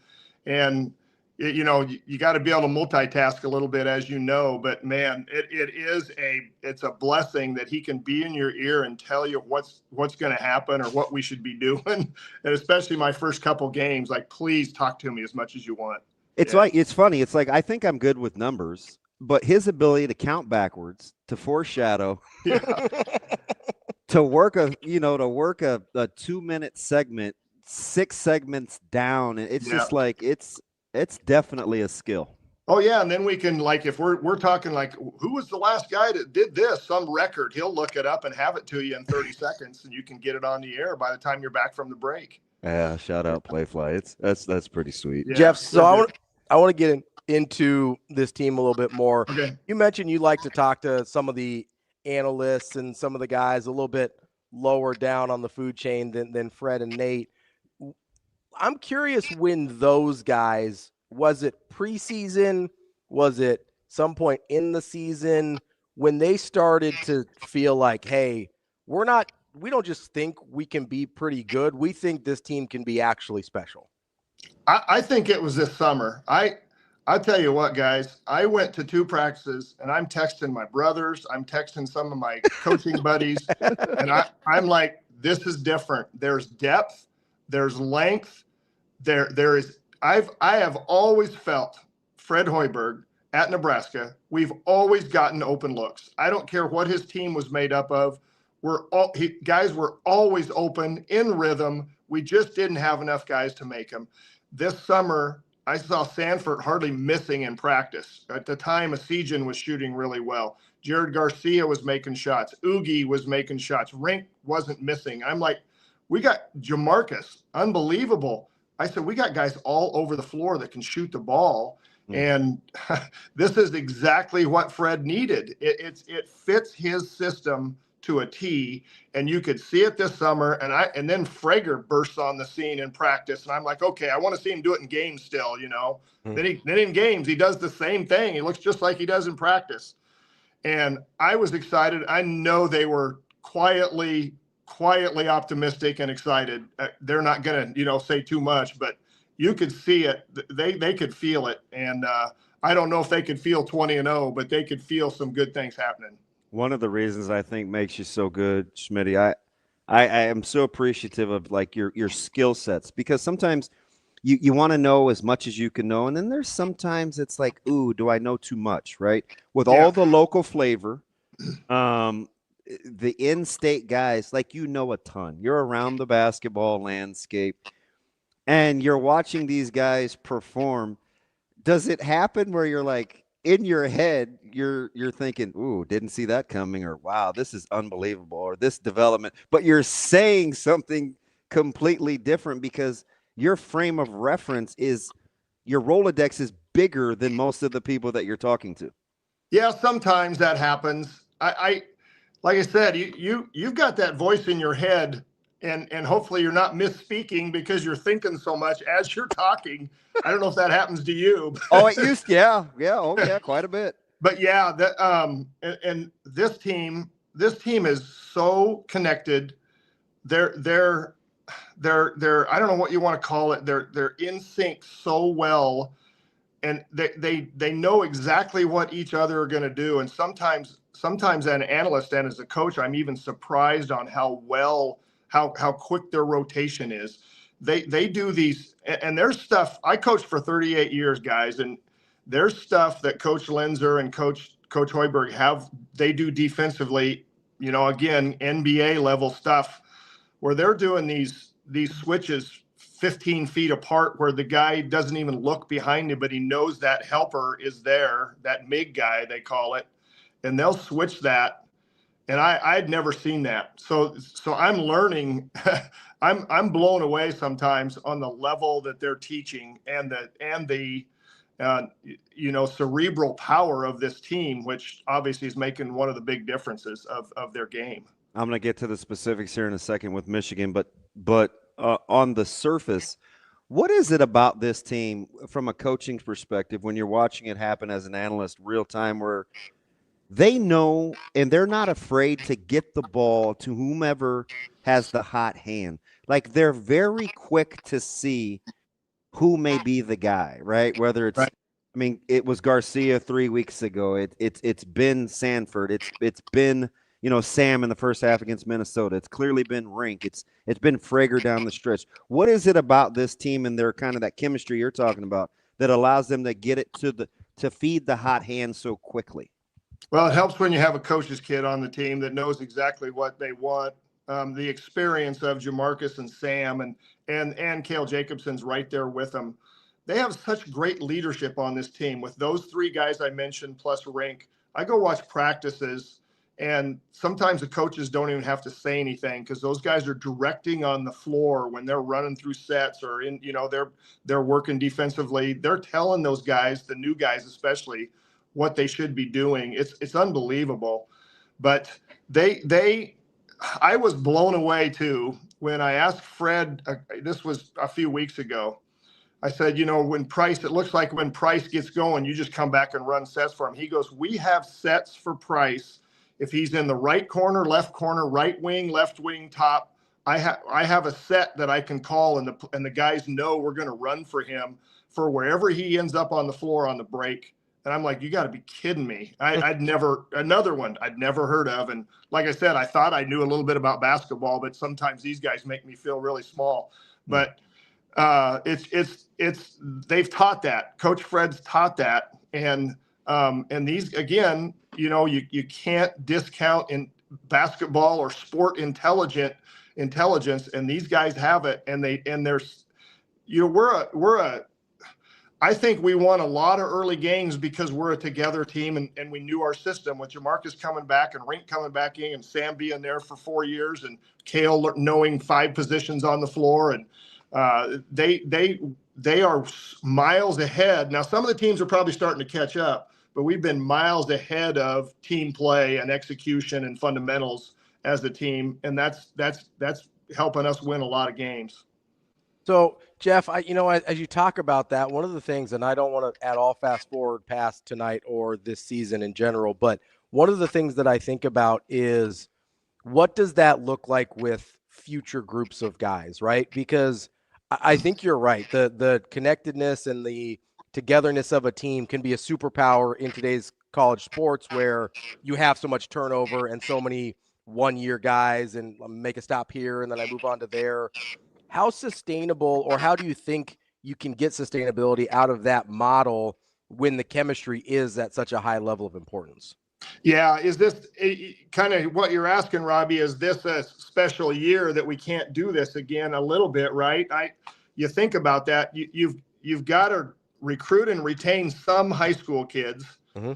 You've got to make very quick but very good decisions on portal guys. You got to do some quick research and see if they have that character you want and that cerebral ability that you have to run this stuff. And then I asked Coach too. I did ask him a question a couple of days ago. I said, so if we're looking at a lot of these teams that have 14, 15 new players, do they really have to simplify? Because Coach runs a lot of stuff. I mean, I did ask him, I said, how many sets do you end up with by the end of the year? He couldn't answer me. He looks at his analytics guy and says, what do you think? But he can do that with this team. But I think he even said, yeah, next year, by next year, we're losing Sam and Rink, we'll probably have to simplify our system a little bit. And I think that's something that all coaches are probably looking at is can we teach this? How much can we put in incrementally as the season goes? It's probably they probably have to pare it back. All right, let me ask you one more philosophical question before we actually get to Michigan. Listen, it's your fault for having range, so I'm going to blame you for being smart. So, you know, it's easy in a position like yourself. 20 years locally at doing a high school thing. You had the pre-existing experience with Nebraska. I think you started. I think I was a sophomore, so maybe 88, somewhere around there. But yep, that was it. Yep, you were running the ball. You know a ton about the in-state stuff. Yeah. You're watching Sam. You're watching Frager. You're watching Cale Jacobson. You know how integral they are. Yeah. But how fine a line is it for you to walk that not all in-state is great state? There's a certain level of importance to it. And there's a balance there, right? It's like, yeah, I told you. And then it's like, you're not going to get everybody. And everybody's not going to work. What's that been like as you watch it evolve? Well, they had Bynum on campus 13 times before he goes to Columbus, right? I know, and I see Nate gave it his all. When we play, Nate gave it, and he's still upset about it because that kid, when we go play Ohio State, and maybe get off subject here a little bit, that kid would fit perfect in Nate's defensive system. And I mean, he's a walking 9-9 guy in Columbus. He is, and his motor's unbelievable. He's another kid that you can see he cares about the game and he cares about playing the right way before how many he gets. I pray he transfers back, but you never know. But anyway, I want Nebraska basketball to be in a position that if they love this Nebraska kid, they have a chance to get him. They're in position that kids want to come and play for these coaches and develop like we see Sam develop, and we've already seen Frager develop in one redshirt year. How about Cale? Oh my gosh. But I want to see that we can be that school that if we decide to go on them, like you said, you can't take them all and you're not going to get them all either. But if we can get those kids that are so important to keep home, because that heart that they have for Nebraska is, as you know, like your son, is irreplaceable. And when Sam, the other Sam from East, why did I go blank on his last name? Help me. Griesel. When Sam Griesel came back, I thought that flipped the program, to be honest with you. That one guy showed the guys how important that program was to him. And then Sam Hoiberg comes in and does the same thing. And then Cale Jacobson comes in and adds to that. And now Frager, those kids care about the program. They care about their home state school. And if we can just continue to build that, Omaha can provide so much, and Lincoln can provide so much for us. Look at the kids, obviously, we've talked about that we've missed out on. And Bynum's another one. But I just want to be in position that we can get the Terrence Badgetts and the Eric Stricklands and the all those guys if they're available, and when those good classes, Hawkeye, Andy Woolridge, and Andy could have stayed here and been really good too. It was just kind of a with Jerron too much at once kind of thing, but yeah, I when those great classes come through, like this recent one we had just a little run on too, it'd be really nice for Nebraska to get some of those guys. As connected as you are with the high school guys, do you just want to stop? I mean, Cale was it wasn't easy to see winning program. He was kind of the guy, the coach's son. Like Cale, you can kind of see. Sam, you could kind of see, right? Yeah. How do you just want to stop sometimes and say, you know what, Braden, I am so proud of how of kind of where you like just like a proud attaboy moment. Yeah. But you still got to do your job, right? It's like, but it's hard not to. Oh, it is. Yeah, you're very proud.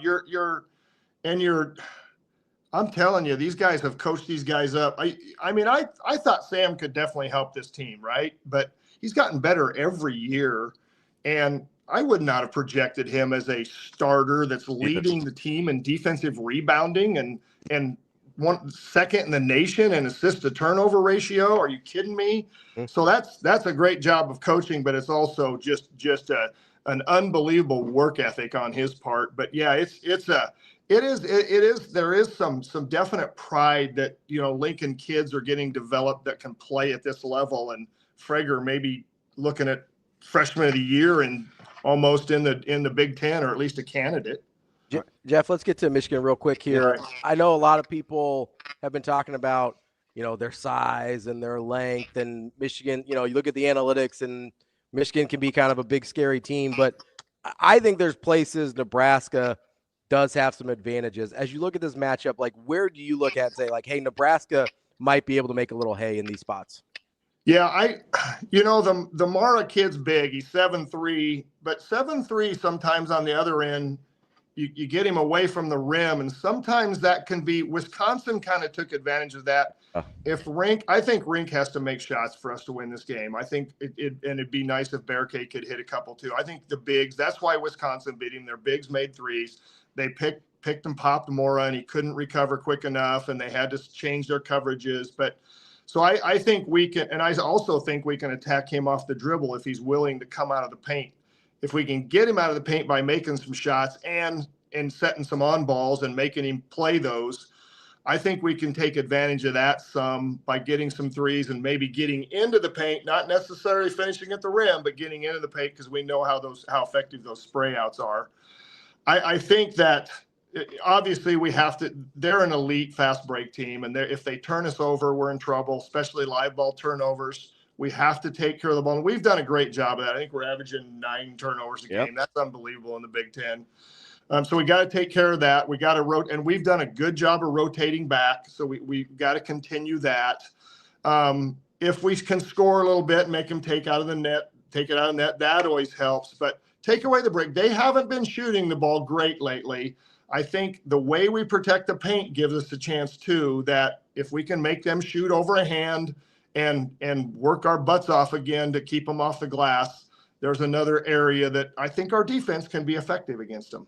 So this is a really interesting matchup when Nebraska's on defense, right? Because Michigan can go small too. They can play 3 guards. And with Cadeau, I'm a Carolina honk. Yeah. Gales Jr. got the strong frame. He finishes in the paint.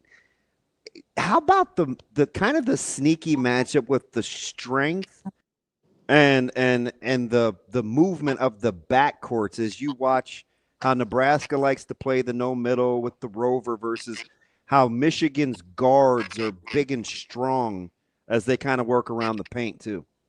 Yeah, the thing that's probably hurts us the most is that middle penetration, that quick penetration. Those short rolls hurt us in the last game a little bit. Obviously, it hurts anybody when they get the ball in the middle floor. But Illinois started bully balling us right down Stojakovic, right down the lane. These big guards can do that to you. Braswell has some Gale Jr. to him too, doesn't he? Yeah, he does. Yeah, there's no doubt about it. That's definitely a concern. These guys will also, when they get in a game and it's crunch time, they're also going to ISO Johnson and Yaxel. They're going to put them on an elbow. They're going to fake a handoff on a little rub, and then they're going to square up on you. That could be tough on us too. And you talk about all this physicality with these guys, which they have, but we haven't been totally overwhelmed. We've been a little tougher than we look, I think. We don't look overwhelming, but we've, older guys, some kind of that older man strength, that they have. That sounds a lot like Burke. Like, I watch him and I'm like, he's tough. He does some, he's kind of got the antics and he's a little loosey-goosey. I don't worry about his toughness at all. No, and Price is kind of the same way. He looks like he's mean-spirited. I love he Price. is, and Jamarcus will not back down, and we know Sam, the little bulldog, ain't going to back down either. So, yeah, we have that toughness, but I do worry about teams that if they can get into the lane on us, that's given us problems. So we got to be as strong as heck defensively there. I watched Price with ETG in the summer for a long time, and then we played against him too. And that's the least surprising thing ever, is that this guy does not blink, and he's certainly not going to back down. He's pretty cold-blooded. I know, and people say, well, I didn't know he could do this and that, and shot fake and finish and all this and go in the paint. Well, he just didn't get a chance to. I talked to him the other day. I happened to sit by him on the plane, and he's like, I did that my whole high school career. That was my game, and it's very complete, but he just didn't have a chance to show it. So it's the freedom that Coach Hoiberg's given him, and the system he's put him in. Plus, he earns it because he never stops moving, and he never stops reading screens, and he screens well to get open sometimes too. So, just fantastic offensive player, and he fits perfectly in this system. You were around some guys that could get it off in a hurry, right? They could stroke it. Where do you put Price in terms of his ability to not only get his shot off, but those deceptively long arms that allows him to be cute around the rim too? Yeah, I mean, it reminds me of Piakowski a little bit. I was gonna say that, but I don't know if we're ready to handle that emotion. Yeah, I am. He's not as outwardly confident as Pike was. He still is, by the way. I know. Pike could miss 10 shots and the next one's in, and Price has a little of that in him too. He's never going to doubt himself. I think he is one of the quickest square up guys and then ball position guys I've ever seen. He gets that ball to the pocket. He usually catches it in the pocket if he gets a good pass, but he gets square before he does his work before he catches so well. He always catches with his shooting hand behind the ball, and his form doesn't change with speed. He can shoot it even quicker, but his form doesn't change. That is a special skill, and that is a lot of drill in his life from that. And he is. I have to compare him to Pike in that situation. Fantastic stuff. Well, it's a nice debut, much like the start of your season with KP. well done, Coach. Thanks for having me on, fellas. It's fun talking. Appreciate it. We'll talk again soon. All right. Sounds good. Best wishes tonight, Coach. Yeah, thanks. Yeah, I'm just along for the ride. That's Jeff Smith. He's the basketball analyst for the Husker Radio Call on the Husker Radio Network. We're going to switch right over to some more hoops. Quick transition. With our guy, John Fanta, who's got NBC Sports. He's got Peacock. He's all over the place. John, how we doing? Good morning, guys. Good morning. It's a huge day in the state of Nebraska. Wow, top 5 showdown tonight. That's just incredible, and so happy for that fan base to have this night ahead and to be center stage in college basketball, and rightfully so at 20-0. Unbelievable. John, it's so cool. And it kind of reminds me of the first thing I was talking to Coach Smith, right? He was on campus coaching at Nebraska in the early 90s, the same time I was going to school. And I was just kind of hearkening back to his journey doing what he does. Do you remember way back when you're kind of nestled in Omaha, you're getting ready to do a broadcast? We bring you in studio as kind of this analyst, kind of quirky, very entertaining guy. And I watch you now, and it's like it is incredible how fast and how far it's happened for you. You stopped to smell the roses yet, or are you just kind of taking it all in? New daddy, like this is crazy that we started in this little itty bitty studio 6-7 years ago. Well, Damon, I appreciate that, and it's always fun to talk with you. You know, I just think that there's two things that you tell yourself on the journey, and that's, you know, humility and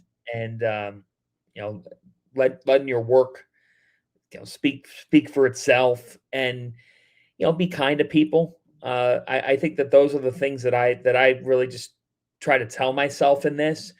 You have to take a step back, I think, in life, and relish in the different things that you do, and relish in the now, and realize like how fun it is, and how blessed I am to get to call this a job. You're right. We've got an 8-month-old at home, and you were talking to me when I was single, and nobody was going to go on a date with me. My goodness. I still can't believe somebody decided to. But it's just like I think the Big Ten's got like 18,000 more teams since the first time we were talking. Yeah, exactly. There's been a lot of expansion. There's been all kinds of things. So it's Bill Snyder was still coaching when we were talking. I mean, your favorite guy. No, I like it. I think it's amazing to be on the journey, and you relish the journey, and the life stuff of dad and husband's more important than any result of a broadcast or a game. But I'm really grateful that people have believed in me, because that's what it takes in this industry. And you've got to, sometimes the ball has to roll your way, if you will. But I'm really lucky, and I appreciate you saying that.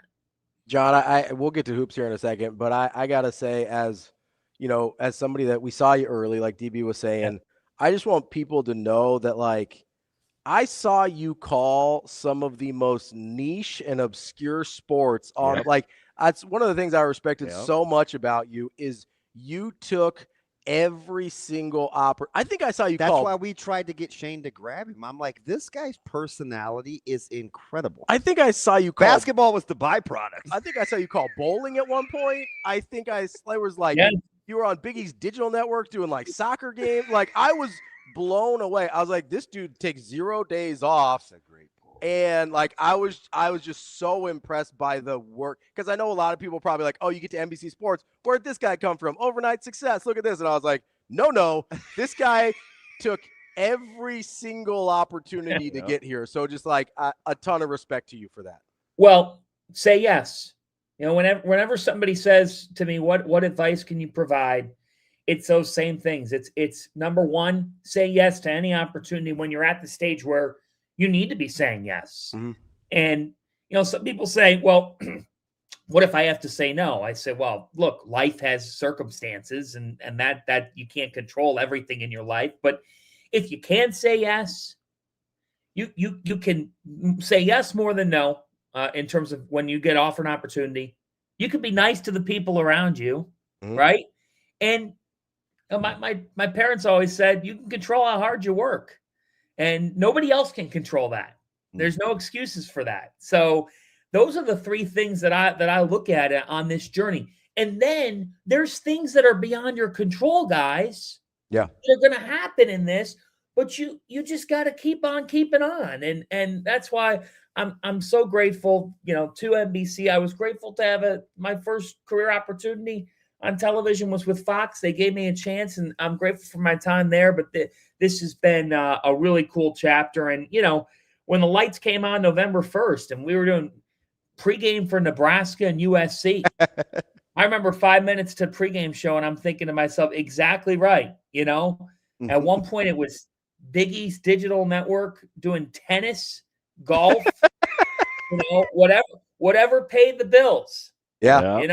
And now I'm teeing up, Matt Rule walking out of a tunnel on network television. And that's where you do say, like, that's a dream. It's a dream.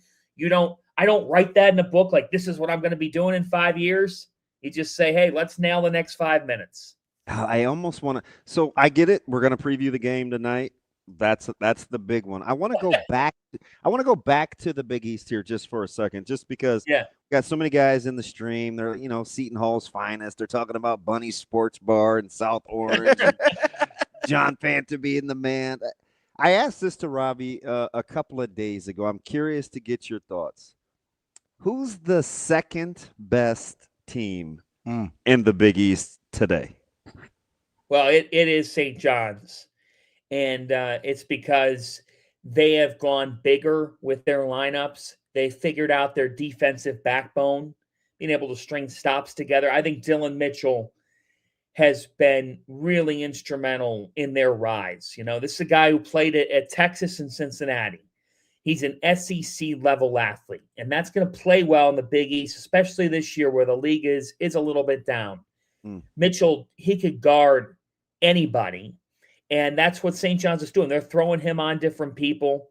Zuby Ejiofor, guys, he's the only high major player to be leading his team in points, rebounds, assists, steals, and blocks.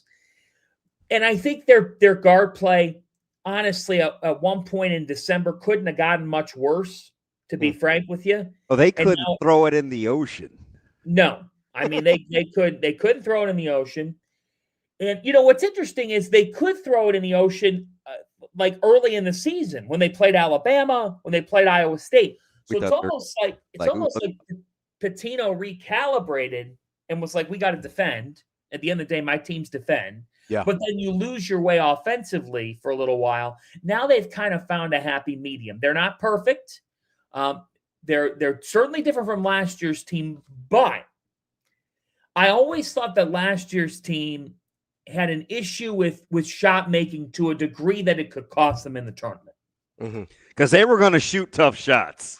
They were. About all they could get. It's all, you know, it's like, how are they settling for 18-foot mid-ranges? Right, exactly.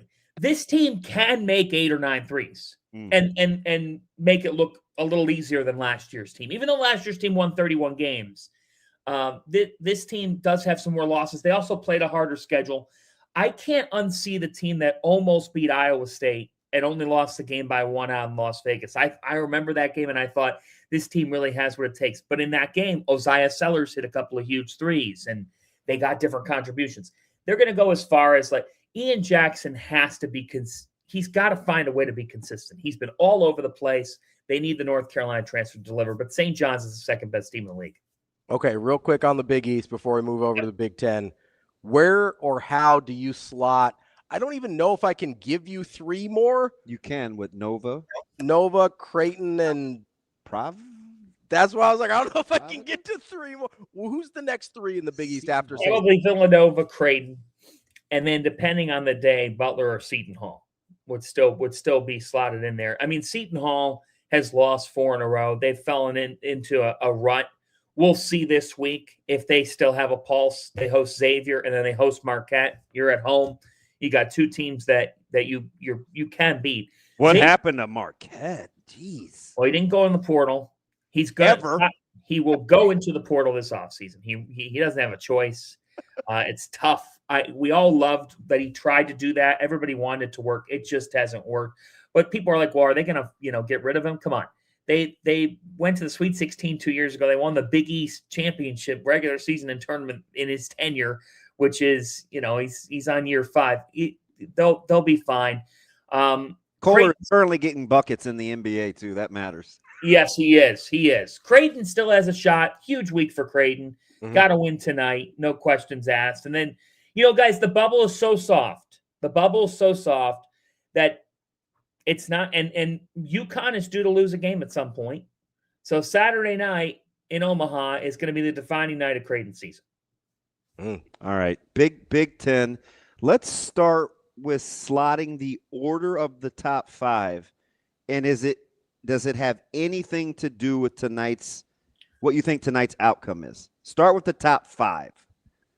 Well, tonight in Ann Arbor, I don't pay a ton of attention to the lines. I think it's a little bit disrespectful to Nebraska because I think Nebraska can mobilize Michigan's bigs, and Michigan defensively doesn't do a great job with mobile forwards, guys that can stretch the floor.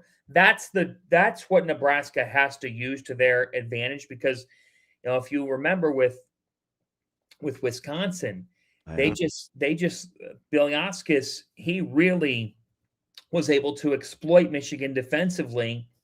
The second corner 3, I was like, are you kidding me? That start of that second half, I was like, come on, man. Right. They just kept on. They kept letting him shoot it.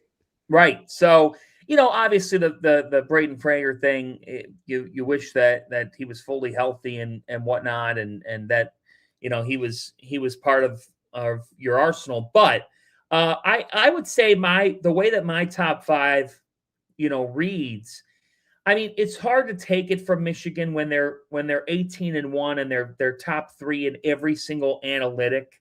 And then right now it's hard to, I would put Nebraska at 2 or 3. The only argument I would have is, if you want to put Illinois at 2 right now because they're coming off a win over Purdue, and guys, Keaton Wagler is unbelievable. I mean, this is superb. And when you combine him with the Ivisic brothers and Stojakovic and Mirkovic, Brad Underwood has assembled quite a roster. But Nebraska, they've earned the right. They've earned the right to be in the top 3 of this league. They haven't lost a game.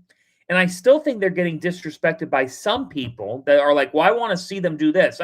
What else do you want to see? You should have asked that to Jeff. He was driving me up the wall. They've played 20 games. They've won every one of them. If they lose tonight by 8, we're going to panic? They're at Michigan.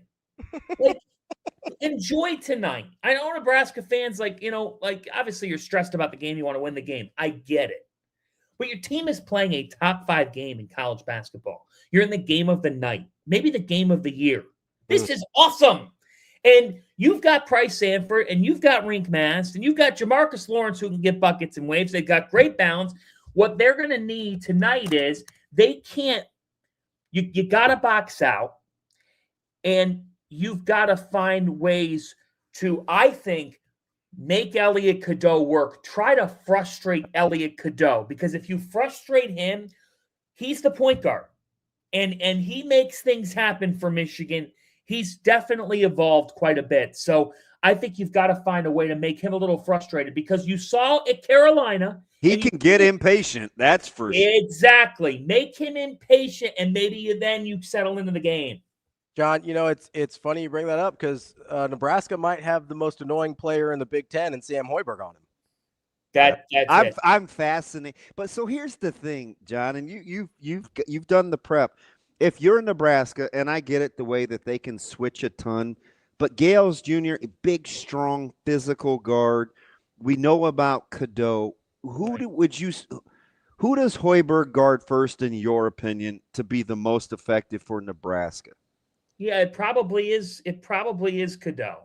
Okay. It probably is Cadeau, because he's the guy who just makes them go with the tempo piece and with the ability to play make. I think there's a couple of guys that he could certainly pick up. Look, that's what makes Michigan dangerous. Mm-hmm. They could play through Burnett for some time. They could play through Roddy Gale for some time. They could play through LJ Kaysen for a few moments. They're loaded. And I haven't even brought up Lendeborg. But Lendeborg, he's been dealing with a calf issue, and it kind of feels like they keep saying everything's fine, but you know how that goes, guys. He hasn't looked the same, to the same degree that he did earlier in the season. And then I say you got to rebound. You got to take smart shots against Michigan, because they lead the league in shot blocking. They're top 5 or 6 in the country in shot blocking. If you get deep and you just go up, your shot's getting blocked. It's not going to happen. It's just not. It's not for you. They're going to send that back in the third row. You've got to take smart shots, make smart decisions here to be able to get past them. And your floor spacing has to be elite. You have to hit at least 10 threes to win this ball game. The thing is, Nebraska can do that. John, when you talked about earlier about mobilizing Michigan's bigs, I've been really curious as I kind of look at this matchup. Who do you think they put on Price Sanford? Because he is a player type and a body type that is sort of strange for Michigan's front court, and you have to chase him a ton. Yeah. Well, they might have Yaxel Lendeborg there from a versatility standpoint, and because it's not going to be, I don't think it'll be Morez Johnson. It's definitely not going to be a Daimara. He can't chase Lendeborg around. I mean, it would look like me trying to chase down Benning. It'd be unbelievable. It'd be an unfair fight right there.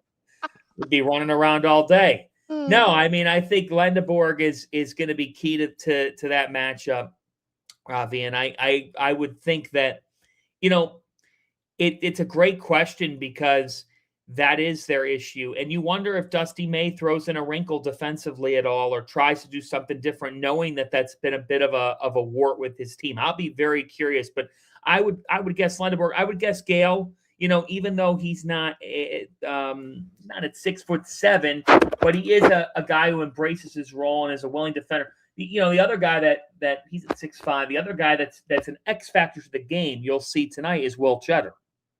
He's like the Swiss Army knife. He really is for them, and he would start on a lot of teams. Yep. He really would. He stayed committed to Dusty May. Their depth is their best trait. I mean, they are a really deep team. Now, look, Nebraska, they've got depth too, and they've got balance, and they share the ball really well tonight.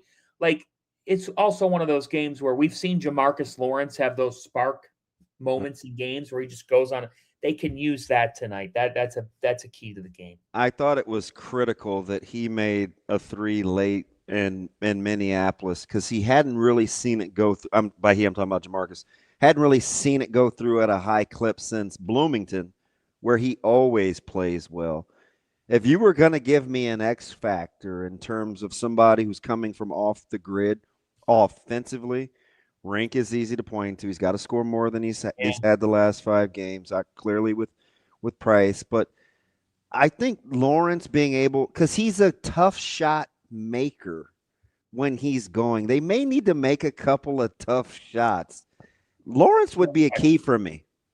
He is the key for me because in a game like this, you're going to get defended well. I mean, they have the best 2-point defense in the country, and they're number 2 in efficiency. And by the way, I'm scared out of my mind that you're asking me top 5 Big Ten teams, and I didn't say Tom Izzo, Michigan State. Because I got another top 5 question too, and it's with coaching, so store that. They're lurking. So if they're not top 3, it's only because Illinois beat Purdue and Nebraska's 20-0. They're damn fourth. I mean, there's no question about that. Is that like they are still really good. But yeah, Lawrence is key because Lawrence, when you're playing a great defense, at some point, you've got to have somebody who can be a game breaker offensively and say, I don't care how well you're guarding us.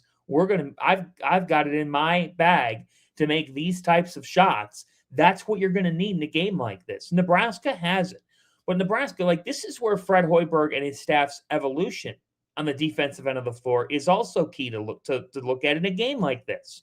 Because if all you did was score, and take threes, which they can, but they don't get phased if their shots are missing. That's what is the best trait of this team. There are so many teams in today's college basketball, all right, that let their defense be defined by whether or not they're making shots. Nebraska doesn't let that happen. Lawrence has to come up big, but they got to keep Michigan off the offensive glass and, make Michigan take threes tonight. Don't let them get just the easy touches to Mara and Johnson. And I also be interested to see if Hoiberg helps on Mara or if he just says, we'll give up the 2, but we're taking away the arc. Yeah, well, they go down and dig. All right, so a couple of rankings here. Give me who you think is the best backcourt in the Big Ten. There are some tremendous tandems. And I'll even let you factor in a healthy Wesley Yates and Diallo if they're in the discussion, or, Illinois has got to get their backcourt healthy. But when you're just talking healthy backcourts, the Big Ten's got some fellas. Where would you start? Yeah, look, at the end of the day, Purdue has Braden Smith, and he's still averaging almost 10 assists per game. And it's weird, too, because Lawyer can't throw it in the ocean lately. He can't right now. But you saying fully healthy, full go, all things considered, and I still really like C.J. Cox and Omer Meyer. It's hard to go against Purdue, even though they've dropped back-to-back games. They only turned the ball over 3 times on Saturday. And, you score over 80 points. It's one of the few times that Purdue has ever lost with those types of numbers. I mean, that they're not playing that poorly. They have Indiana tonight. I'm here in Bloomington.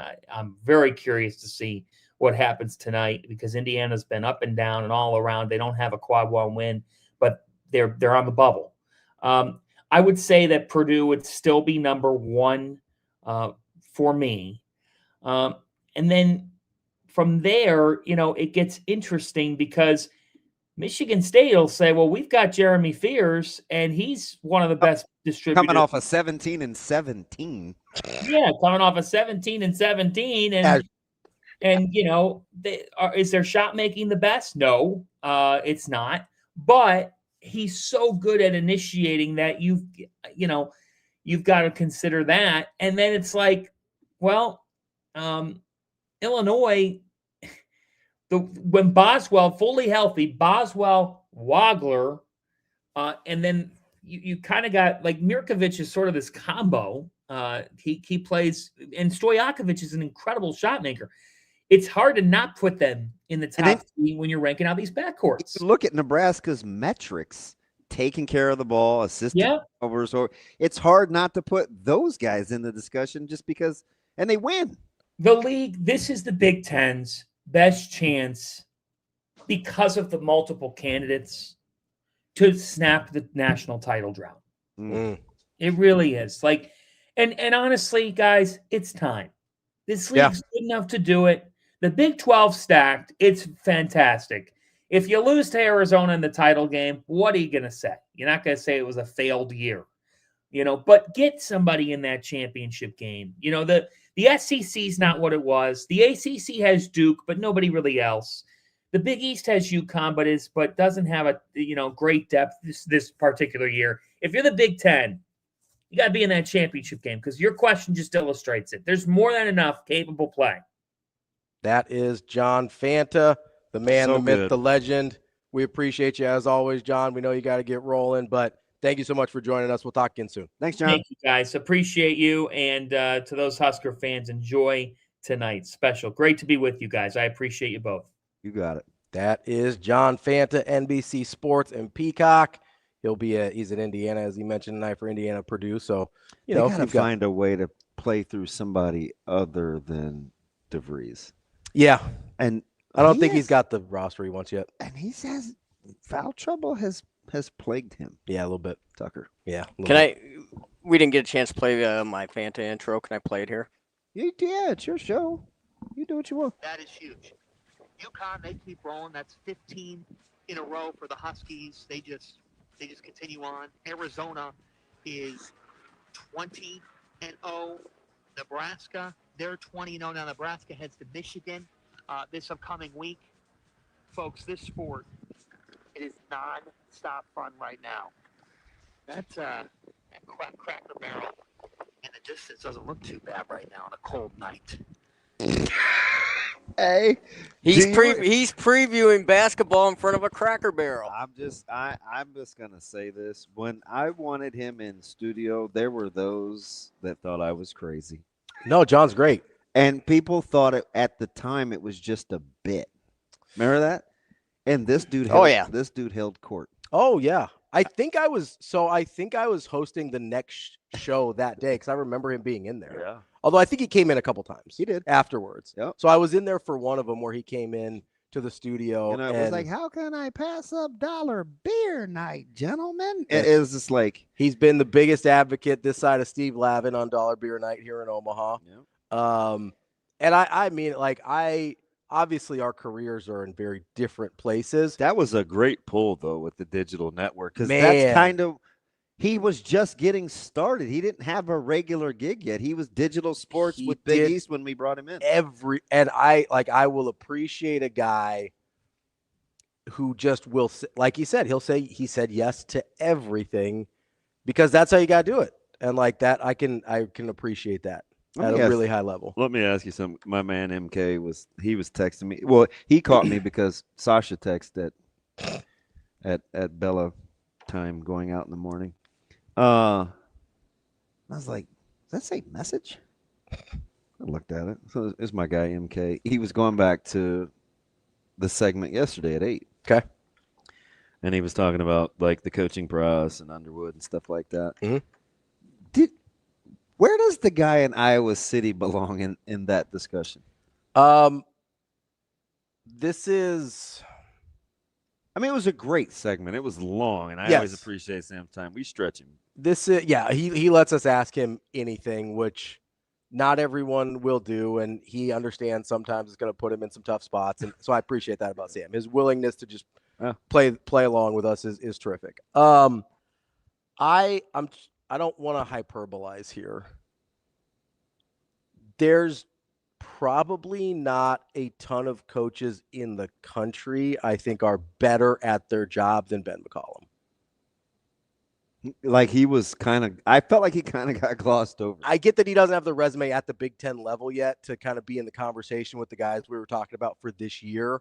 But if we're just talking about, I get to pick a coach of a program, and it's situationally it'll depend, or I'm making a list of, hey, these are the guys that I think have the best chops in the game as coaches.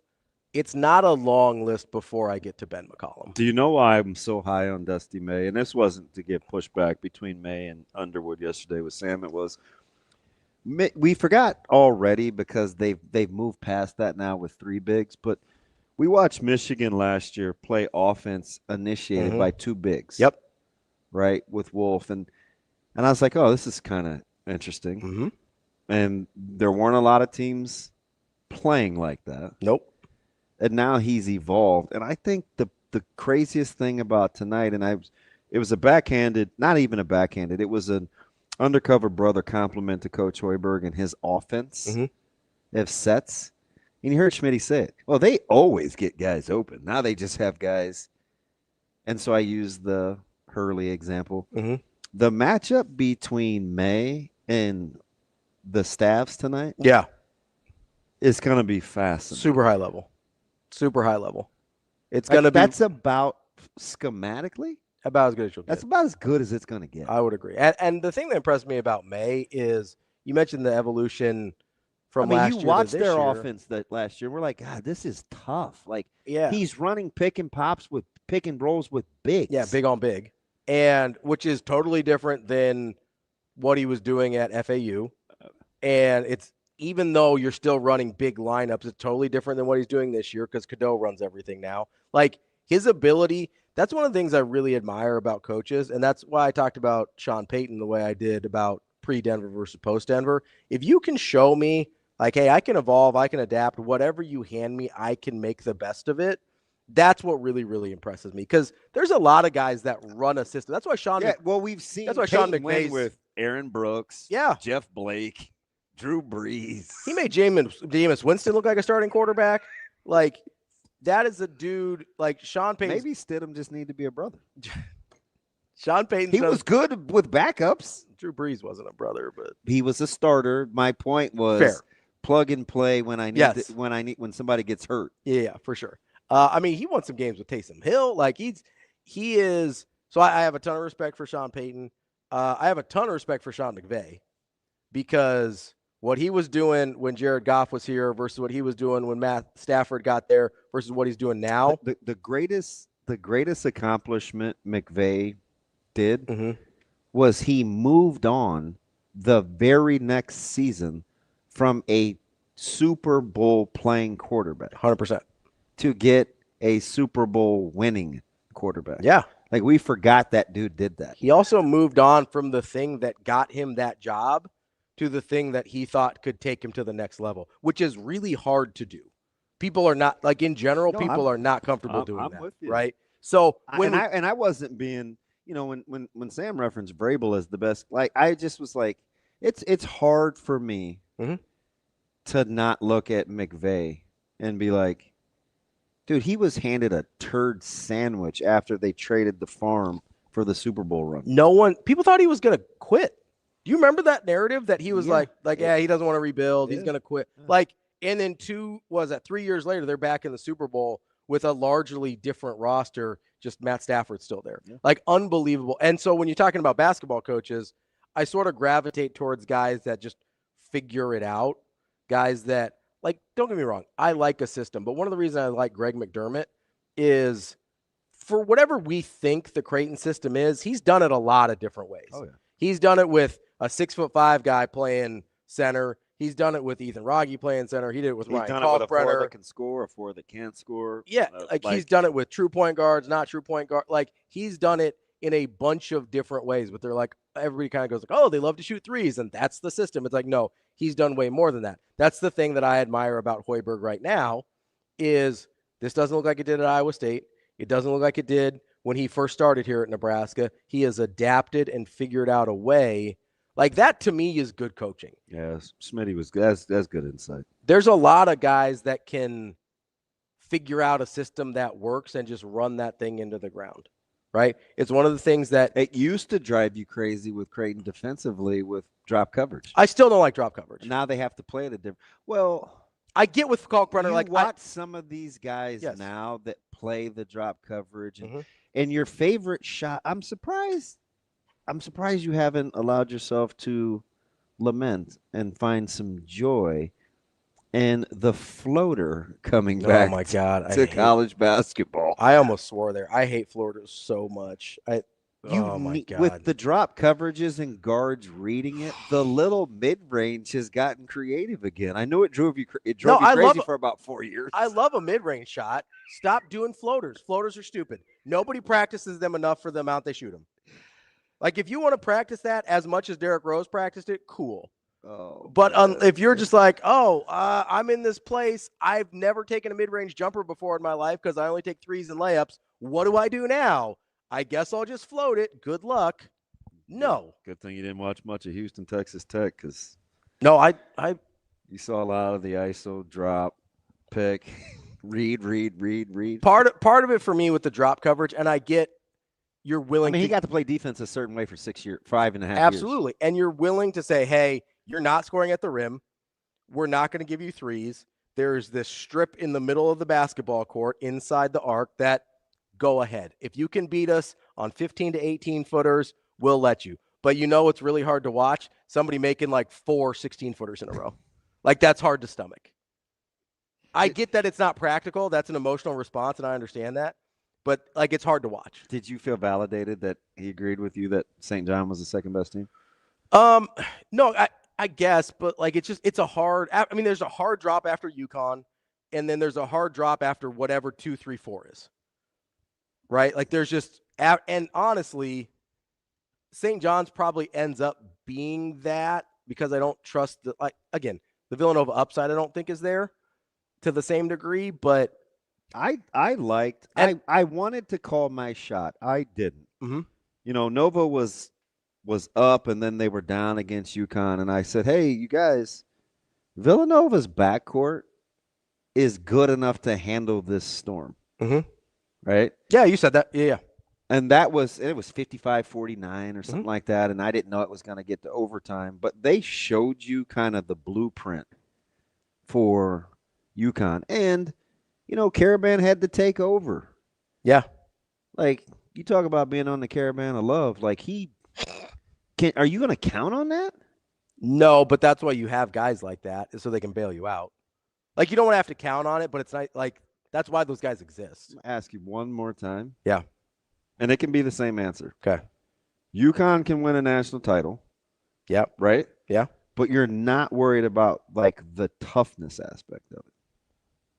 They're not as tough as your typical Hurley teams. I think with what the field is this year, like there's no team that I look at that is so much better than ever. Like maybe Arizona. I don't know. Their physicality. Gonzaga plays like that. They didn't the other day. Houston plays like that. Mm-hmm. Iowa State plays like that. I don't know, man. I will take my chances with the team that doesn't got exposed last night, and that was BYU. Well, and listen, yeah, and then I also saw Arizona try and piss it down their leg for 3 minutes. Well, so the thing about Arizona that I think is interesting is I don't know how well they actually like shoot it. Yeah, I mean, you got a couple guys that are capable. Like Bradley obviously is capable, and like Burries was killing it last night. But Bradley takes some. He's a tough shot taker and maker. He takes tough shots. So I struggle with that because typically guys that you want guys that can make tough shots, right? You have to have those. I don't want guys that like taking tough shots. And I agree, you do need a guy that can get those. Like you need a Juzang. Yeah. You need a Bradley. Like somebody. That's why I like Lawrence tonight. Yes. Like the easy narrative will be, hey, Rink Mass has to score better than he's been the last 5-6 games. And I right? don't, But he even against Minnesota, somehow with only what did he score? 8 points? Was it? I think he's like 8 and 7. He stuffed the stat sheet. Yeah. So don't get me wrong there, but he was still somehow plus 14. So I don't plus know minus. that scoring is the thing that I look at with He Mass. does have to keep you honest though. That's the thing. But he can do that without having 22 points. Yeah, so I don't know if I would say, ooh, Mast has to score. I get where that would be like, because if he does, cool. If he does, you feel good, right? I kind of think somebody has to make a couple of shots, about 4 or 5 of them tonight, with the shot clock winding down. Sure. Because if you watch Michigan, you're going to have some of those. You're going to have. I also think Nebraska wants to do that to try and slow Michigan's pace down a little bit. And Penn State and Wisconsin, when I watched Michigan struggle those back-to-backers, and Penn State didn't end up winning, they made tough shots. They did. And in Wisconsin, I'm live texting you guys in the second half of that Michigan game. I'm like, guys, Wisconsin's on a bit of a heater. Yeah, which was a little understatement there. Undersold it maybe a little bit. Well, it was just getting started. It was early. Yeah, it was early. it was like mid first half, I think. When you texted us. It was just early. getting started. So I didn't know it was going to be like and then the second half started, and I was like, oh, my God. Yeah, you sent another text right at the start of the second half, and you're like, oh. I think the thing for me, and I've asked, I think, everyone we've talked about this. I don't know that people are appreciating how difficult chasing Price Sanford tonight's going to be for Michigan. That's why I wanted to tell him about the matchups. I'm like, you're going to have to chase Price. Like that is for whatever their size brings them, which, you're going to get the offensive rebounding, you're going to get the 2-point defense, you're going to get the 2-point efficiency on offense. They don't really have a guy that it makes a ton of sense to just chase Price Sanford. Not how they – so yes and no. Okay. Not how they like to defend. It compromises how I think Michigan likes to guard because they funnel then swat, right? They – if you turn the corner, it's along the sidelines and baselines, then they rim protect. Yep. Chasing doesn't fit really what they want to do, but you watch him move without the ball. You're going to have to. Like, if you don't chase him, like he's going to end up with way more open shots than you want him to. Yeah, so they're going to need. So again, I'm going to focus on like late end of action. Nebraska's got to be patient. I think Nebraska got to be real 5 seconds patient with the shot clock. Yeah. And then they're going to have to control tempo because Michigan can get that thing out of the basket and they're going to run it down your back. Yeah, so I think that's going to be super interesting. I also, if Bearcake can make like a couple jumpers tonight, I think that goes a long way in kind of opening things up, with the making the bigs be mobile that John was talking about. But you're right. Like at the end of the day, and it's probably going to come down to Jamarcus Lawrence and probably Sam Hoiberg. Like Sam has this tendency to, and it's usually not like a jumper, but he has this tendency with like 4 seconds left on the shot clock to be able to rip by a guy, and all of a sudden he's at the rim, and you're like, how did that just happen with 4 seconds left on the shot clock? There's going to need to be a few of those from Sam and I kind of count that in the tough shot. See the one that he kissed off the glass. Yeah, with his left go hand? lefty on it. Yeah, like that's a play that he's going to have to make a few times tonight, and Jamarcus is going to have to make his version of that late shot clock play for Nebraska to have a good opportunity. Yeah, and I say all this to say I still think the number is right. I told you I'd have made it 9. Yeah. If Frager was playing like healthy, you said like 6.5, 7.5. Yeah, 6.5, 7.5. But I think the line is right. I wouldn't play the whole. You can in a 1-game scenario, but I wouldn't. I don't think it's disrespect to be honest. I think it's a little heavy. I think I said I'd put it between 6.5 and 7.5. You know, kind of is what it is at this point. I think they're going to use it as, you know, underdog, chip on their shoulder. That's kind of how they kind of like to operate, which is fine. Whatever helps you in a 1-game sample size, get it done. Yeah, so Dixie Frager changes spacing requirements. I mean, kind of as a catch and shooter, the guy that could help you if he's going to play minutes, make a couple of open shots. Garcia. No? Kel Jacobs. Oh, well, yeah. He's going to be standing on the wing in front of somebody's bench, and he's going to be wide open. Yeah. You watch. Yeah. If he makes a couple of those, it's different. Because, I mean, go back. I don't know if you'll have time. Go back and watch Wisconsin. Mm-hmm. It was fascinating to see where those threes were coming from. Yeah. Almost about, you know, if you drew one of those charts, it'd be all about the same. Yeah, in like areas of the floor. Yep. So it's clearly by design. Oh, for sure. Yeah. I mean, it's kind of the thing that you get with, I mean, we're just talking about with Creighton, right? Like there's places on the floor over the last 5 years that you knew you could get to. Mm-hmm. And if you make those shots, congratulations, you win. Yeah. Like I think Michigan is sort of designed the same way where they say, hey, if you can beat us from these spots, good game. And Wisconsin did. Penn State almost did. I think that's, you know, you talk about it all the time, where it's football, basketball, anything else. There's going to be things that you give up and that you just say, hey, we're okay with that. Yeah. Like that's the thing that we think is hardest for you to beat us doing that. So that's the thing that we're going to give up. You think Fanta's going to give my message? You think Fanta's going to get the message to Jeff Goodman? Maybe. I don't know. Tell Jeff. I don't know. Maybe. Didn't we have him on like a couple of years ago, and he did that walk down the line to get into the arena? Yeah. Yeah. He's a wild one. Who, John? Yeah. He's funny. I appreciate him. Appreciate him joining us. He's a day oneer. Didn't forget about absolute freak booty. Let's go, baby. Talking about the New England wide receiver or what? He almost pronounced it correctly. Boutte. A little bit of that W side. They're from roughly the same place too. Probably. That sounds about right. Yeah, that's his neck. That's the Southern Vibin's neck of the woods. Yeah, he's my favorite guy. Let's take a quick break here. I think we no longer have Steven Sipple today because I'm like sending him hate texts. Yeah, you need to text him. Tell your boy what's up. Like this is 2 days in a row now. I think he thinks I'm gonna ask him tough questions. He intimated folks were on the dime on the tab. I wanted to talk about it. Let's see what he knows. I But don't know. He might not want to talk to me. Bailing on us again. I see how it is. Nah, he'd be all right. He's probably busy. I don't know. He can't be that busy, right? It's you know, maybe we need to send him a list of questions beforehand so we know it's safe, so he knows it's okay, and then not follow him at all because that's what I would probably do. We'll be right back. That's DBM, Ravi, Lulla. It's Hurrdat Sports Live.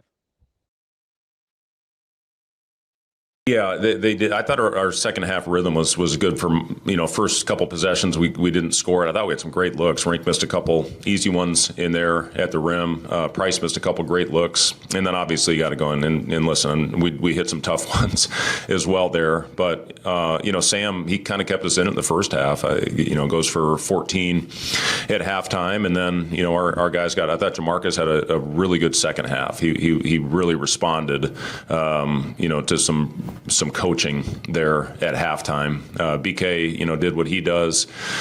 It's good to see. I love seeing Kendall get that bucket, coming home and, getting out there. He had a good couple days of practice and, he's going to have to stay ready. We don't know exactly what's going to happen with Braden. He's going to continue to be day to day. Obviously, he did not travel here just to try to prevent any more swelling. He's responded well, but you never know how those things are going to react. So these guys have to stay ready. And, again, Kendall had a good couple days.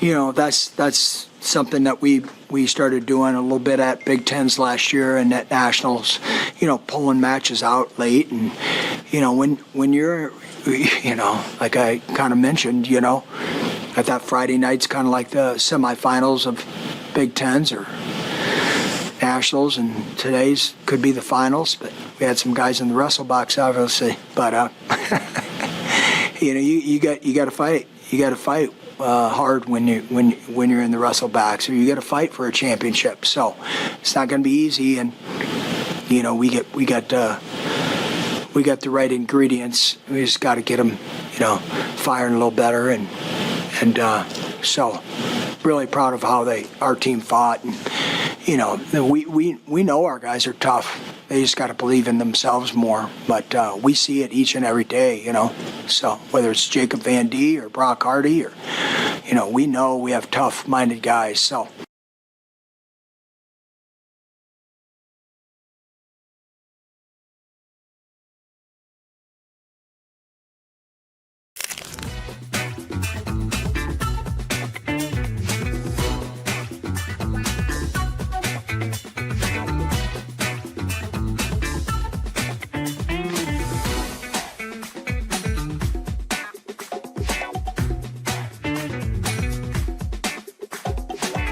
Yeah, I think that we're at our best when we're getting contributions from up and down our roster, and we've got to continue to keep fighting and building that confidence with the way we practice, with the way we play. But I thought that, players like Claire Johnson came in and made an impact on the game today with just making huge passes, making the extra pass, one more, here. And for Claire and Kennedy to come in and combine for 6 assists and 1 turnover, that matters for our team.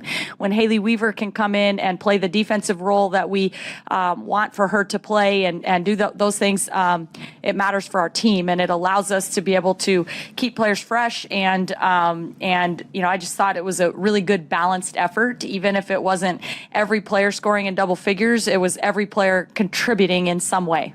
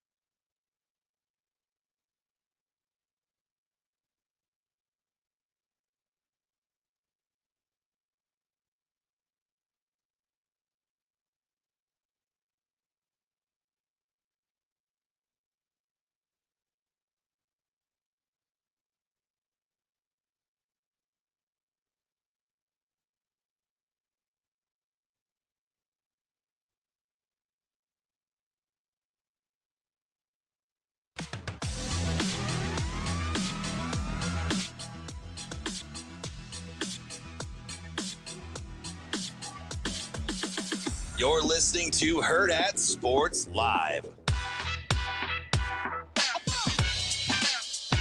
We're back here on Hurrdat Sports Live. That's DBM Ravi Lulla here at Hurrdat Sports Bar and Grill, brought to you by Next Gen Mail Medical. Don't forget, if you're not feeling quite up to it, I need to go get some vitamin shots. You know, been dealing with kind of the sickness. I need to get a little Do you have some of the sniffle? It's the cough. The cough won't go away, and we're still only in January. I need to get a little protection. How do you spell that word you just said? Cough? You said K-O-C-O-F-F? It's K-U-F-F. Is this how you say cough? It? Wait, no. Wait, what cough? What dialect is that? It's Indian. That's not Indian. Well, I'm an Indian, and that's how I was saying it. So I think ipso facto. You got 5 on it? That's how I do it. I need 5. You said cough. It's like, I got Mr. Cough. Like a hamburger? He did say hamburger. I'm like, I need 5 of them shots. I need the B12. I need the vitamin D.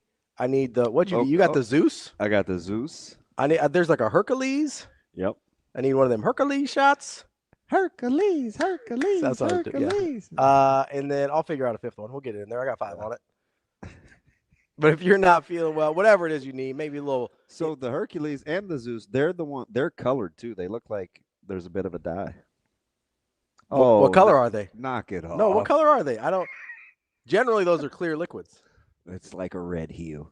Oh, that's probably the B12 in there. Sometimes the B12 has a red hue. I've had some other stuff that has B12 in it before. So stupid. What I do? I said colored and your eyes lit up.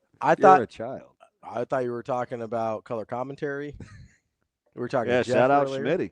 Talking to Jeff earlier. But give him a call. So that's his first one. 402-614-9700. They can help you out with whatever it is you need to get feeling your best. I just got my panel done.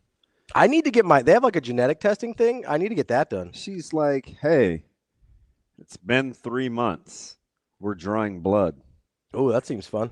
And I was like, hey. Do we have to? Well, how about you give me some warning? You're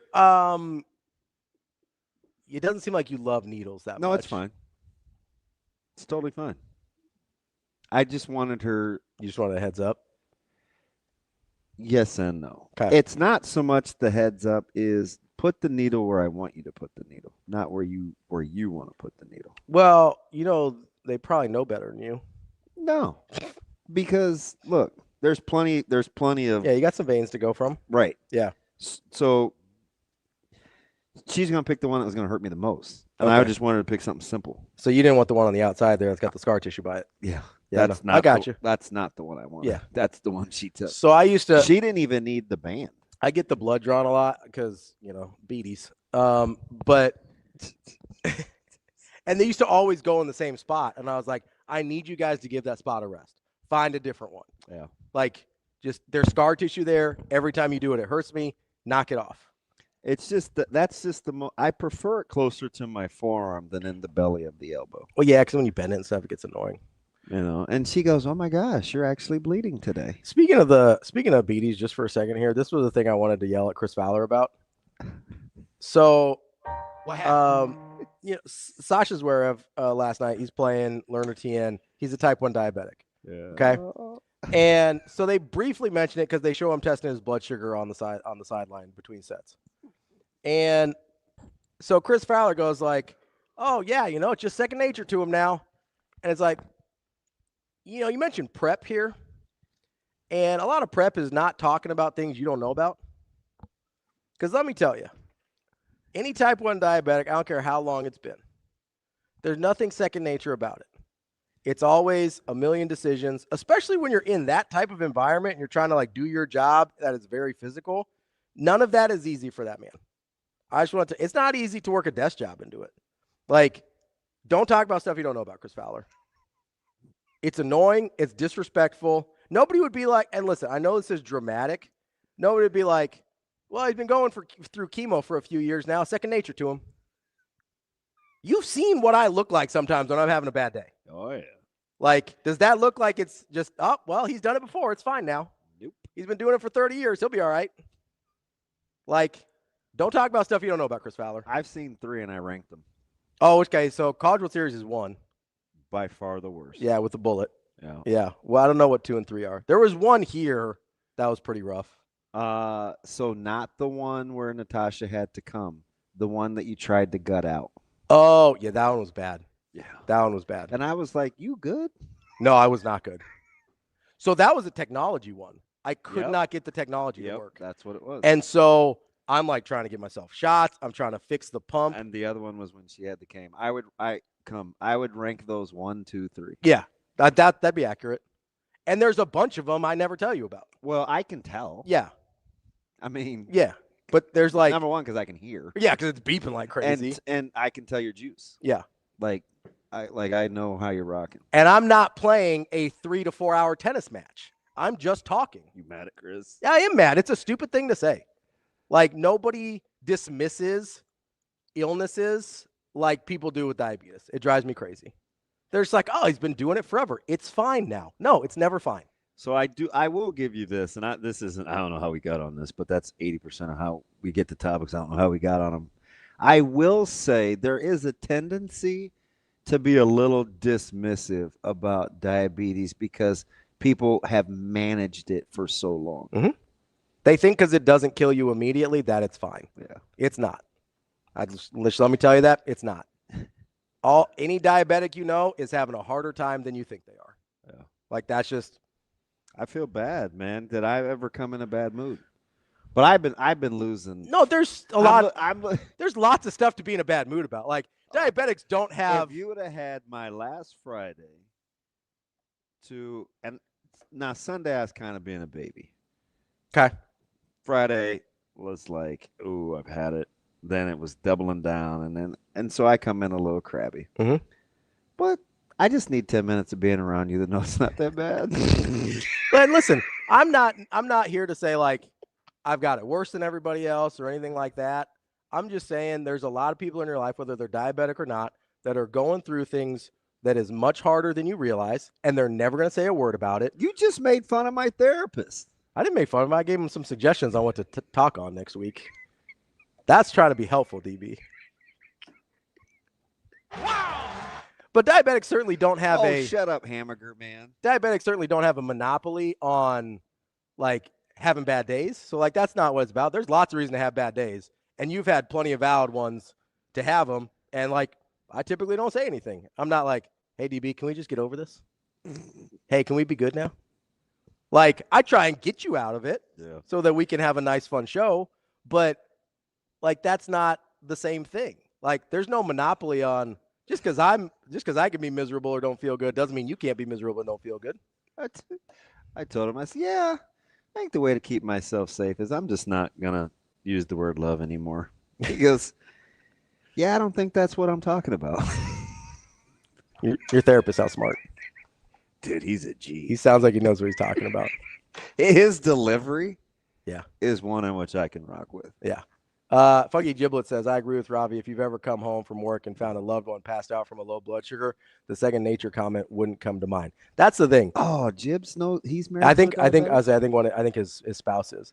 I like that's the thing is do I know him well enough to call him Gibbs? Well, I mean, if he starts with Funky Giblets, I think he allows some leeway for nicknames. Now we got some crazy names in here. I mean, we got Dank. We got Stank. Stank and Dank. If I was picking a team, I'd have him on my team. Who? Jibs. Yeah, he's funny. Yeah. I know. I could roll I know with him. Would your first pick be Headley? No, it'd probably be Wyatt. Oh yeah, he's a treat. Wyatt's a good one. He had a birthday over the weekend. Had birthday Wyatt? Yeah. Yeah. So he went to a restaurant I wanted to go eat. Yeah. And I asked Mr. Hoppin about it since he's Mr. Hurrdat. Is he Hurrdat one? Are they Hurrdat one? Hurrdat one. Yep. And I was like, hey, D, this is a place I want to go to. What do you think? Mm-hmm. What do you say? We had a nice conversation. Yeah? Give us some good advice? Well, it turns out to be the place that stupid light-skinned guy and Wyatt went to. Was that the place you wanted me to take you? Or a different place? What letter does it start with? K? Yes. Okay. Yeah. Yes. Yeah, so look at Wyatt in the chat. The place. So I need a couple of more bets because he goes, yeah, such and such was $88, but it easily could have fed 3 people. And I was like, which 3 people? What 3? You and your 2 daughters? Because that didn't look like enough food. Yeah. I mean, you're talking about a guy that can eat a 32-ounce steak. Yeah. I was like, no, your tab's gonna run a little higher. Yeah, I'm not wasting my time with fillers. No, you're an eater. Yeah. You're a substance guy. I barely drink when I eat. Yeah, you save that for other times. Exactly. You know, you gotta closets and basements. I don't even recognize Zoe. Dad, what are you doing in there? You're all by yourself in the dark. Close the door. No, I'm kidding. Alex says, is this going to be like the racial draft from Chappelle? I mean, kind of. I don't. We're gonna wait. Who started the framework for the draft? I think it was Dank. He put it out on Twitter. He put the graphic. Oh out. yeah, because we went in. Because I was like, this is a mock draft. This is not official. Went into the Italian last name, and he answered. He's like, I am Italian, and he went down his laundry list. He's like, yeah, I don't blow trees. I'm allergic. No, he didn't say allergic to smoke, but the smoke does something. It bothers his lungs. I think he said. So I go edibles. Yeah, he goes. Yeah, I crush edibles though. I was like, you go, boy. Wyatt says the pictures are deceptive. It's a lot of food. No, it's not, Wyatt. Like, I can count rolls. Maybe the rolls are bigger, though. Bigger, smaller? I'll show you the picture he sent me. It's not a lot of food. All right. I haven't seen the picture. I'm just reading the comments that Wyatt's putting out here. Oh, don't act like you're being bullied. I don't know. I don't know. I'm just trying to be nice to Wyatt. It was his birthday, you know? Dude, you and your victimhood. You can go fly a kite. I just like to make you feel bad. I know. Oh, and he's chuckling. Ain't that right? Look, yeah, good. Cough. I'm choking on it. Yeah, cough.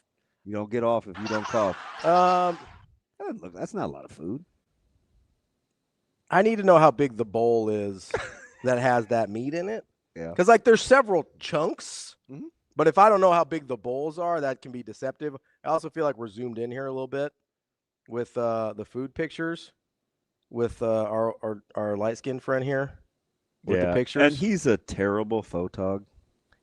But at least he acted like that one wasn't cloudy. He might have got a new camera. He did. He got a new phone, I think, at one point because the resolution on the photos went from with a chance of meatballs to a lot clearer in a hurry. Listen, so if that's a sprig of time. Yeah. Yeah. That's all the perspective you need. It's not big. I don't know why it's talking about. I'm just maybe he doesn't. Why, Kobe? Why are you hollering, DB? Because I want to choke you. Who, me? Yes. What'd I do? I don't even know. Care? I don't. Yeah, exactly. Ask him again, Shane. What do you care? Exactly. Oh, I don't. I'm fine. Ooh. All right. Do you want to know some other stuff I was mad about? Cut and dried. It's nobody's concern but ours. Since Sip bailed on us, do you want me to go down my laundry list? He has yet to reply to my text. I know. That's the part that it's annoying. Well, he might actually be busy. He's not. He says he's busy. Well, allegedly. I said, you serious? Come on, man. It's a late cancel. He's in this business. He knows how rude that is. Come on now. Jeez. I'm gonna grill him once he finally gets on here. Do you think they're mad because we get good guests? Here's what I'm questioning, right? Isn't this the same guy that was like, hey, DB, how come you guys don't have me on more? I like talking to you He might guys. have been having a moment in Vegas. That's the first nice thing that he said that to you multiple times because you brought it up to me multiple times. Yeah, you're right.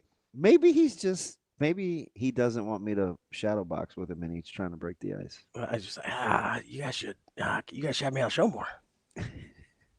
Gotta be careful. Don't you mealy mouth me. Gotta be careful here. You know he said that to me. Yeah. I don't remember the context, but we've had some knockdown dragouts. Well, yeah, I know that's what Sip does. He's he'll fight with you. He'll spar a little bit. Cactus Jack. I drove there shirtless. He's a man of the people. He's very busy. Apparently. Sip goes to Mexican restaurants to order fish. Don't mealy mouth me. So there are a couple of Mexican places that are known for their seafood. That's kind of a specialty. I understand. That's not gonna be my go-to at a Mexican restaurant. Your boy has laid multiple eggs, but one of the biggest dodes I've ever laid was trying to do seafood at a place not too far from here, and it's a Mexican place. Yeah, you gotta hit right. Yep. Because the misses are bad. #fail. The misses are bad. And no disrespect, Jack, because you're involved in these conversations, but your boy, next time he's going head off, not on. Oh, and don't put those on my plate again. Yeah, I don't want to see the face of my food. Not interested in that at all. Man, that dirt looks amazing. I know where it comes from. I'm not one of those people that doesn't understand where meat comes from. I don't need to see the face. I'm cool. Although Jack's price point, man, I would remove the heads myself. Yeah? Yeah. Mm. I just shelled a bunch of shrimp. We made po' boys. Yeah. Oh, I love a good po' boy. You're not a big sandwich guy though. No, but so you just eat the shrimp when you're done, or and what? a slice of cheese melted with slices of tomato. Why is that funny? Because you just like deconstruct the sandwich. There's lots of deconstructed recipes. Jack Wagon. It's like a good po' boy. It's nice. Well, I am po. Good hamburger. Big what? Good club. Hamburger? No, I said turkey. Turkey club. Can you imagine just being dropped in on this show like on just a random day and trying to figure it out? You'd have to, I think if you listened for about a week, you'd get it. But it would take some time.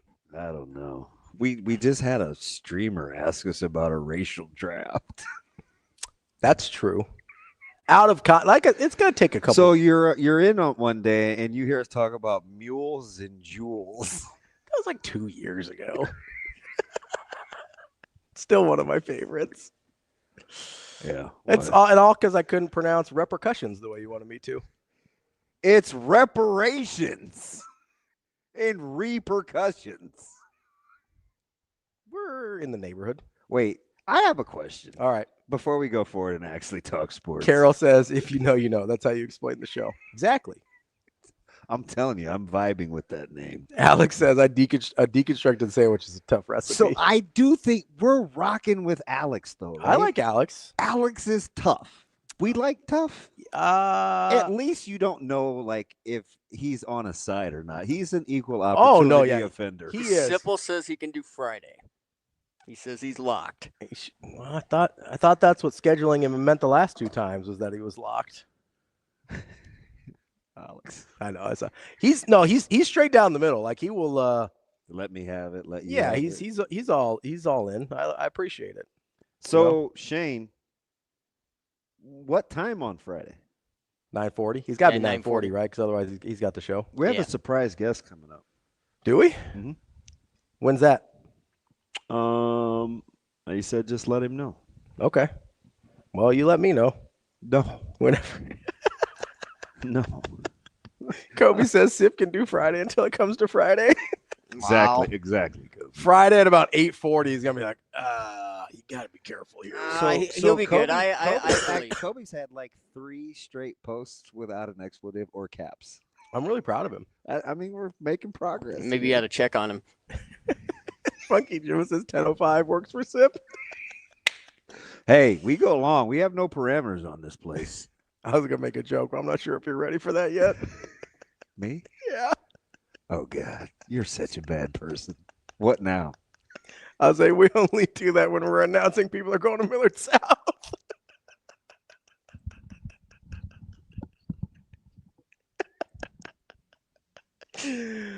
So no, you weren't ready for it yet? Okay. Good to know. Wyatt wants to know if there'll be star rankings in our draft. We should rank them. No, you don't want to put some recruiting rankings. Why are you bringing up old stuff? It's the joke, Tourette's. What an idiot! I just, sometimes you got to find out if people are ready to joke about stuff yet. I found out you're not. Yeah, let's test the waters. How else am I supposed to find out, DB? Have a conversation with you like a normal person? No. Not at all. It's not what we do here. I do. He said he's just in a mad scramble. He apologizes. Lee says too soon, Ravi. Yeah, I found that out. Thank you. I got it. I like stuffed shrimp too. Jack, I have some. Jack says he'd be a walk-on. No, like we need Jack in the locker room. Yeah, I think Jack is like a good peacemaker. No, you know what though? Good guy to have on staff, I think. Nah, Jack might be the kind of pee or get off the pot guy. You need one of those though. Yeah, but I need a diplomat. I got Kobe. I don't need another pee or get off the pot guy. It's a certain kind of diplomacy. Yeah, it's like maybe that's your job as the head coach. You be the diplomat. You got Jack and Kobe telling people to get stepping. Maybe diplomacy is your job. Hey, look at BDR. That's what you wanted to say. Of course you'd find that funny. You guys are always on time? No. No. Exactly. Not even a little bit. And stuff runs long, too, so you can miss me with that. Oh, God. I can't even. We had this thing, so. I don't even know what that means, by the way. It is it's you can just say it. It's fine. You can say it. I can't say it. You want me to put the comment up there so you can just read it? No. Okay. This dude's suggestive hinting. You think you're going to Jedi mind trick me? No. Hey, maybe if I just put it on there, he'll read it. No, I know clearly what it says. Drunk Monk would like us to rank the draft as well. It is going to be a tough draft. I think we might have to put stars on people just to get a good sense of like value and picks, and we need to establish positional value too. There's lots. And I think we should do this like a true fantasy draft and get what now? Do I need my glasses? T-Max, I can't see. So there's a combination of T-Max comment and then my immediate thought. Okay, go. Okay, so he goes, I'm a leader on the field, sneaky athletic, first one in, last one out. And my immediate thought was, but he's black. I didn't know you were white. I am. And why is he contributing to your delinquency? I think if we're going to do this. Kobe says I'm DB's 5-star recruit. Yeah, so if we're going to do this, we have to do this like true fantasy. And we should get like 3 keepers. Okay. Because I don't think we would agree. Probably not. So I don't think you'd want the same 3 no, I think protecteds that I would want. Probably some overlap, but not a ton. Not for 3 of all the there's a lot of people in here. Amazing Dan says I'm a cancer in the locker room. Dude, he's nuts. His meltdown over the Steelers thing is kind of closet funny. Somebody, I do think, like in a real locker room, somebody would try and punch Amazing Daniel. But he's not really. He's snarky and he's like that in real life. No, I know. Get me wrong. He is. But he's extremely funny. No, I know. I like him. He doesn't take himself that serious. He'd catch somebody on the wrong day with. He's just disarmed, like with the snark. He says a lot. But he's not like No, he's not aggressive. No, he's just. But he's contrarian enough. He'd catch somebody on the wrong day and he'd get hit. Weird. I think that's a. So I think we should get 3. If you don't knock it, listen. So I have to put my glasses on. I hate when something's funny to you and I don't know. Why it says Nebraska basketball got good when they added an Asian. Nebraska football was last good when they had an Asian lineman. Just saying. I think he's advocating for his draft spot. Who was the lineman? Was it Haesop Choi? No, that's nope. Not That's a first baseman from Haesop Choi is a Korean first baseman from the Cubs. Why did I say that? You're like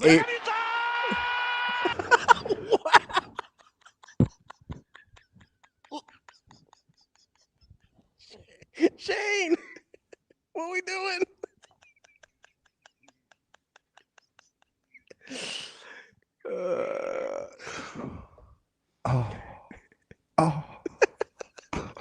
Alex says Hideo Nomo. Here we go. Here we go. my poor mom. What up, D? It's fine. It'll be fine. I don't remember the name of the Asian lineman for Nebraska. Was that during COVID? Or no, was that the Dodgers playing early? That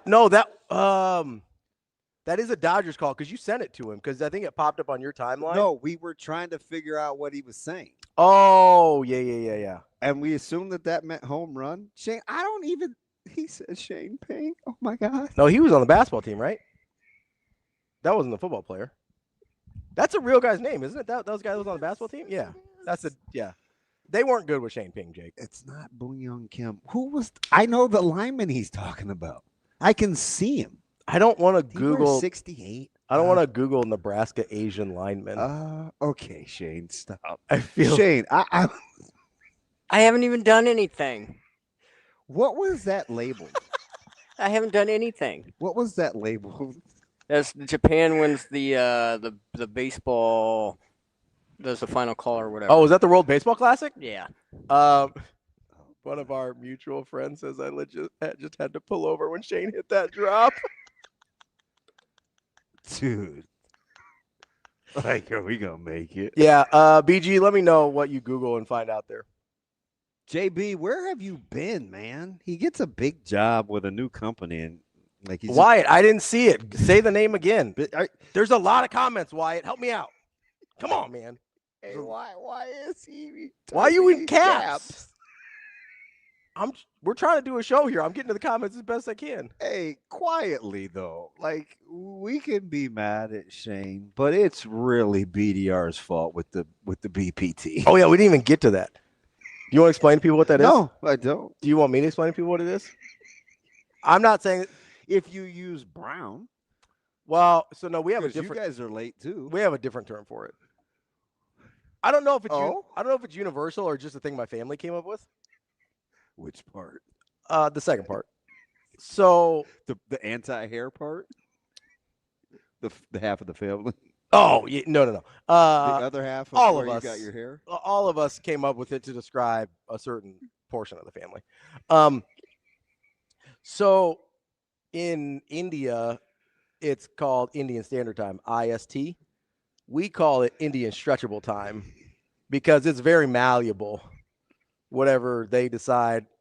I told you about this, man. Like, so weddings in India last a week, and the bride and groom don't show up till like day 3.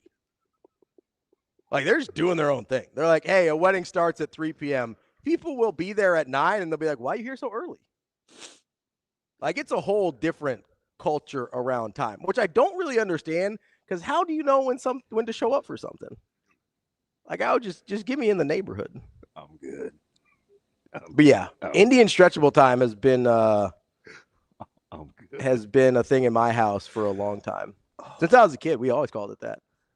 We used to lie to my dad about when things would start. Oh, he'll never know. Shh, don't tell him. Well, like, are you serious? Yeah. Is he just that detached? No, if it's something like he thinks church starts 8 hours early? I don't know if you know this. He's more of a temple guy than a church guy. My bad. But the temple people are operating on the same IST as he is. So it kind of works out. But no, we'll be like, hey, the flight is at X time. We may bump that up a little bit, you know. Maybe tell them the time we need to be there instead of the time the flight is. I think he knows, but when we got to the point where we had to start lying to him, I think he realized he needed to Are my eyes watering? I think work on it a little bit. Shane, what did you say that cut was labeled? It's not. I mean, heaven forbid you just answer the question. It just says Japan wins. So it was Japanese. Before you said Korean. No, I didn't say anything. I said Japanese before. I said Korean because you said Hisop Choi, who was Korean. Apparently, the name is Seong Hoon Choi. So you had the Choi part right. Good job. And you also had the initials right too. Hisop Seong Hoon. You had the S and the H. So I'm gonna give you credit there. I'm trying to help you out. You good? You gonna make it? Yeah. Back to the draft. 3 protecteds. So these guys are on our team no matter what. No, yeah, these are my guys. So these are my 3 special teams guys that are untouchable. Can we? They don't count as part of the draft. Yeah, you're removing them from the draft as these are my guys. Can we negotiate those? Do you think we would overlap? I don't know. Who would we want to share? Wyatt. You don't want. Yeah. Okay, that's one. Wyatt's one I think we would fight over. Kobe said he's coming around on me, so maybe I do want Kobe. I don't know. No, you do that just to make me. I'm trying to think who else we would maybe have some. We both like Carol. We both like Alex. Yep. We both. I wouldn't fight you over Alex. Though. We both like Headley. Yeah, that would be a discussion. We both. I wouldn't. So we both like Dank. It depends on who I can surround him with. Sure. Like I don't need a funny like if you took Alex, like there would be somebody else I could take. You know, I feel like you might fight me over Evan just to be a jerk. I would I would give you Evan. Okay, I appreciate that. But you'd have to give me T-Mac. Yeah, that's fine. I like T-Mac. He's been funny today. Dude, he's equal up. And he looked like he's me. He's still an offender though. He's horrible. That's why I like him. He's not a nice person. Travis says Well, we would probably fight over Travis. Yeah. Dude, Travis is mine. No, why? For sure. Why? Because we identify with each other. We have very similar taste in things. Then I'm taking Jack. You can have Jack. I like Jack, but he's more. Jack is more your because guy. you relented too easy. Jack is more your guy. Why do you get Travis? Dibs. Stupid, and it's not even a real thing. Travis says one of Dr. Wife PhD's best friends is always late. Claims BPT. Goes, this is the same friend who for a wedding gave us a spice rack because we're white and probably don't use spices and herbs. Yeah, we're fighting over Travis. We'd fight over Todd. Oh yeah, Todd's good. There's a lot. That's what I'm saying. Like we'd have to fight over some of the protected picks because there's a lot more overlap than you think. So you'd give me Scott. Yeah, actually, you go back with Channel 3. So maybe we need 4 protected. And your neighbor. You could have your neighbor. Oh, Lupe ain't right with the. No, the neighbor with the cowboy hat. Oh, Scott. Yeah, that's Scott. Okay, yeah, that's Scott. We might fight over SkyMex.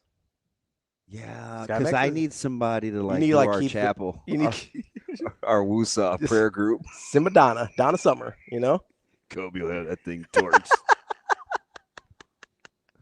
Wow. Listen, I think we would fight more on the protected picks than you're giving it credit for. Maybe there's a lot more overlap. Maybe we have a few that are like our guys, but there's some I'm trying to build my team a certain way though. You gotta. If you're rocking with some people, you got to bring down the temperament in the room a little bit. And plus, if you're going with the guys that you've already given me, I mean, we could I have captain and I have game dog. We'll start fresh. That was a mock draft. That was just his projection. This is like Mel Kiper, right? Yeah. The Vegas doesn't have to pick whoever they tell him to pick. If they're like, we don't like. So you just coincidentally gave me the only 2 people that have ever been temporarily banned? I didn't give you anyone. That was dank. I didn't do this. Quit attributing things to me that I did not create. That's fine. That's our guy with the Italian name. I don't want to I don't want to dox him on here unless he wants to. Would we fight over? We'd fight over Josh. Which one? Even though I acknowledged him first, so technically he should be mine. Which one? JK. You can have him. Yeah, because he kills me. I don't think he likes me. I assume you want BG. We'd fight over BG. I think BG's pretty good. Well, he's hasn't been around as long. I know, so we don't really know. There's a lot. I mean, there's a lot of them in here. There's a lot of them. Jack asked how many rounds we're going. We have to go several. We're gonna have to go a lot of rounds. Yeah, because there's a lot of good. And I think we're gonna do 2. We're actually gonna do this. Oh, for sure. Because when they act up, we're gonna have to claim. We're gonna make this. We're gonna have to take responsibility for our team. Yeah. Yep. And we're gonna count laughs. We're gonna count should we ban them? Do we agree with them? We're gonna tally this thing. Yeah, if somebody on your squad gets banned, that has to hurt the whole squad. That has to be. Then you can't give me captain and game dog. It's a draft. You get a draft whoever you want. That's how drafts work. All right, it's fine. I can't assign you anybody. We need a portal. Yeah, this just isn't working out. It's time we got to process some guys out of the system. Who gets Derek? Should. Which one's Derek? In Alliance. Oh, that's tough because he's never in the chat. He's always on the phone. I'll tell you what, because most of the phone people are your people. I've never met Derek. No, I mean, but you have more history with most of the phone people. Yeah. You can have anyone that's not specifically in my Evan calls in sometimes, he doesn't count. So great. I get Out of Breath Brian. I get Michigan Lance, and you get Derek in Alliance. I get Bulk Dog. I feel like we would fight over TK probably. Oh yeah. We'd fight over TK. Oh yeah.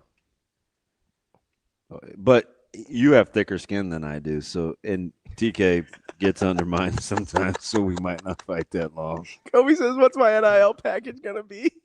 Chinese food and Husker talk, Kobe, and no Rod Wave. Carol says, "I'm working on NIL deals for whichever team I get picked by." I like that. You know, dude, we're doing this. No, 100%. This is like the best off-season topic we'll ever have. Like once. I'm going to wait till basketball season's over, but like after March 28th, when the spring game's over, it's on and popping. And I think we should, like, to star rankings, we should like split them up. Because like David and Todd can't be on, DJ and Todd can't be on the same team. Why not? Because they have the same temperament. Yeah, but if that's what you draft, you can draft whoever you want. That's the point. We just don't want an older, mature team. You can if you want to. Maybe I'm trying to build a Fred Hoiberg here. I'm like, hey, I want old, mature guys. I want a Signetti. You know, like I want a Signetti team. I want guys in their 5th and 6th years. We'll go win a national title. God knows what's going to happen next year. You guys would punt you never would go for it. You just play it safe. Yeah, we call that the Kirk Ferentz. He's doing all right. My man's loves field position. Big field position guy. Oh, my man said BPT. I didn't know that was a Reno 9/11 thing. I'm not trying. No, Carol, I'm not trying to have raw chicken team. Like that's not. I don't want a Nate Oates team. I'm not trying to have some raw chicken team. We're not doing that. That feels like it's against like HIPAA for me to tell people, but it's just food preference, so I think I'm okay. Oh, his bit when they were in town? Yeah. Oh, you're fine. Like you can't serve people raw chicken, Nate. I can't believe. Can't do it. How did this? We had a free 11 minutes, and this is what it turned into. Yeah. Yeah, we're gonna not do that again. That's what happens when. That's what happened. This is Sip's fault. It's not Reno 9/11. What is it? No, that's what somebody else in the chat I said. must have said it wrong. Is it 911? Oh, I think so. No, it's Hamburglar. Hamburglar? Did you choke in the middle of that? Hamburglar? Well, man, are we gonna act like he didn't say? I'll probably ketchup. Well, mayo if you want It's number probably one. But ketchup. mayo if it had to be one. But if there had to be a number one choice, it's definitely mayo. Nah, I didn't say that. Ooh, Drunk Monk wants to do a combine. We should make him call in. They wouldn't though. They wouldn't though. There's no way. If you want to be draft out, we should make them do. Maybe not call in. We should make them do something if they want to be draft eligible. There's no way. They got to submit. I don't want my perception ruined either. We got to have. Sometimes the mystery and the intrigue is what makes it funny. Maybe they have to submit. They've got to submit eligibility for the draft. They got to put in their paperwork.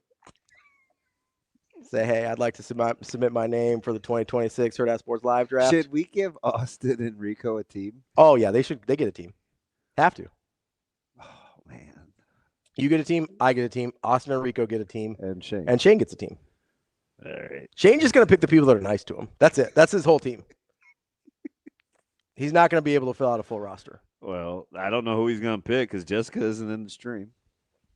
So who else is nice to you, Shane? Yeah, guests don't count. I get Lee. Lee is a good dude. Lee's a good dude. You're talking about Holbein, not Winkler. Yeah. Winkler's tough. He'll slit your throat. Oh yeah. Kobe says, "What would the show Reno 9/11 be about?" All right, Kobe. That's funny. No, it's not that funny. Joe says, "I'll quit if I'm Team Austin." No, JB's mine. That's not even Husker Gnome wants to be on your team. JB is a non-negotiable. Yeah, he's a good Twitter follower. Hey, he's funny. He's funny. Carol said, "So help me God if I'm on Shane's team."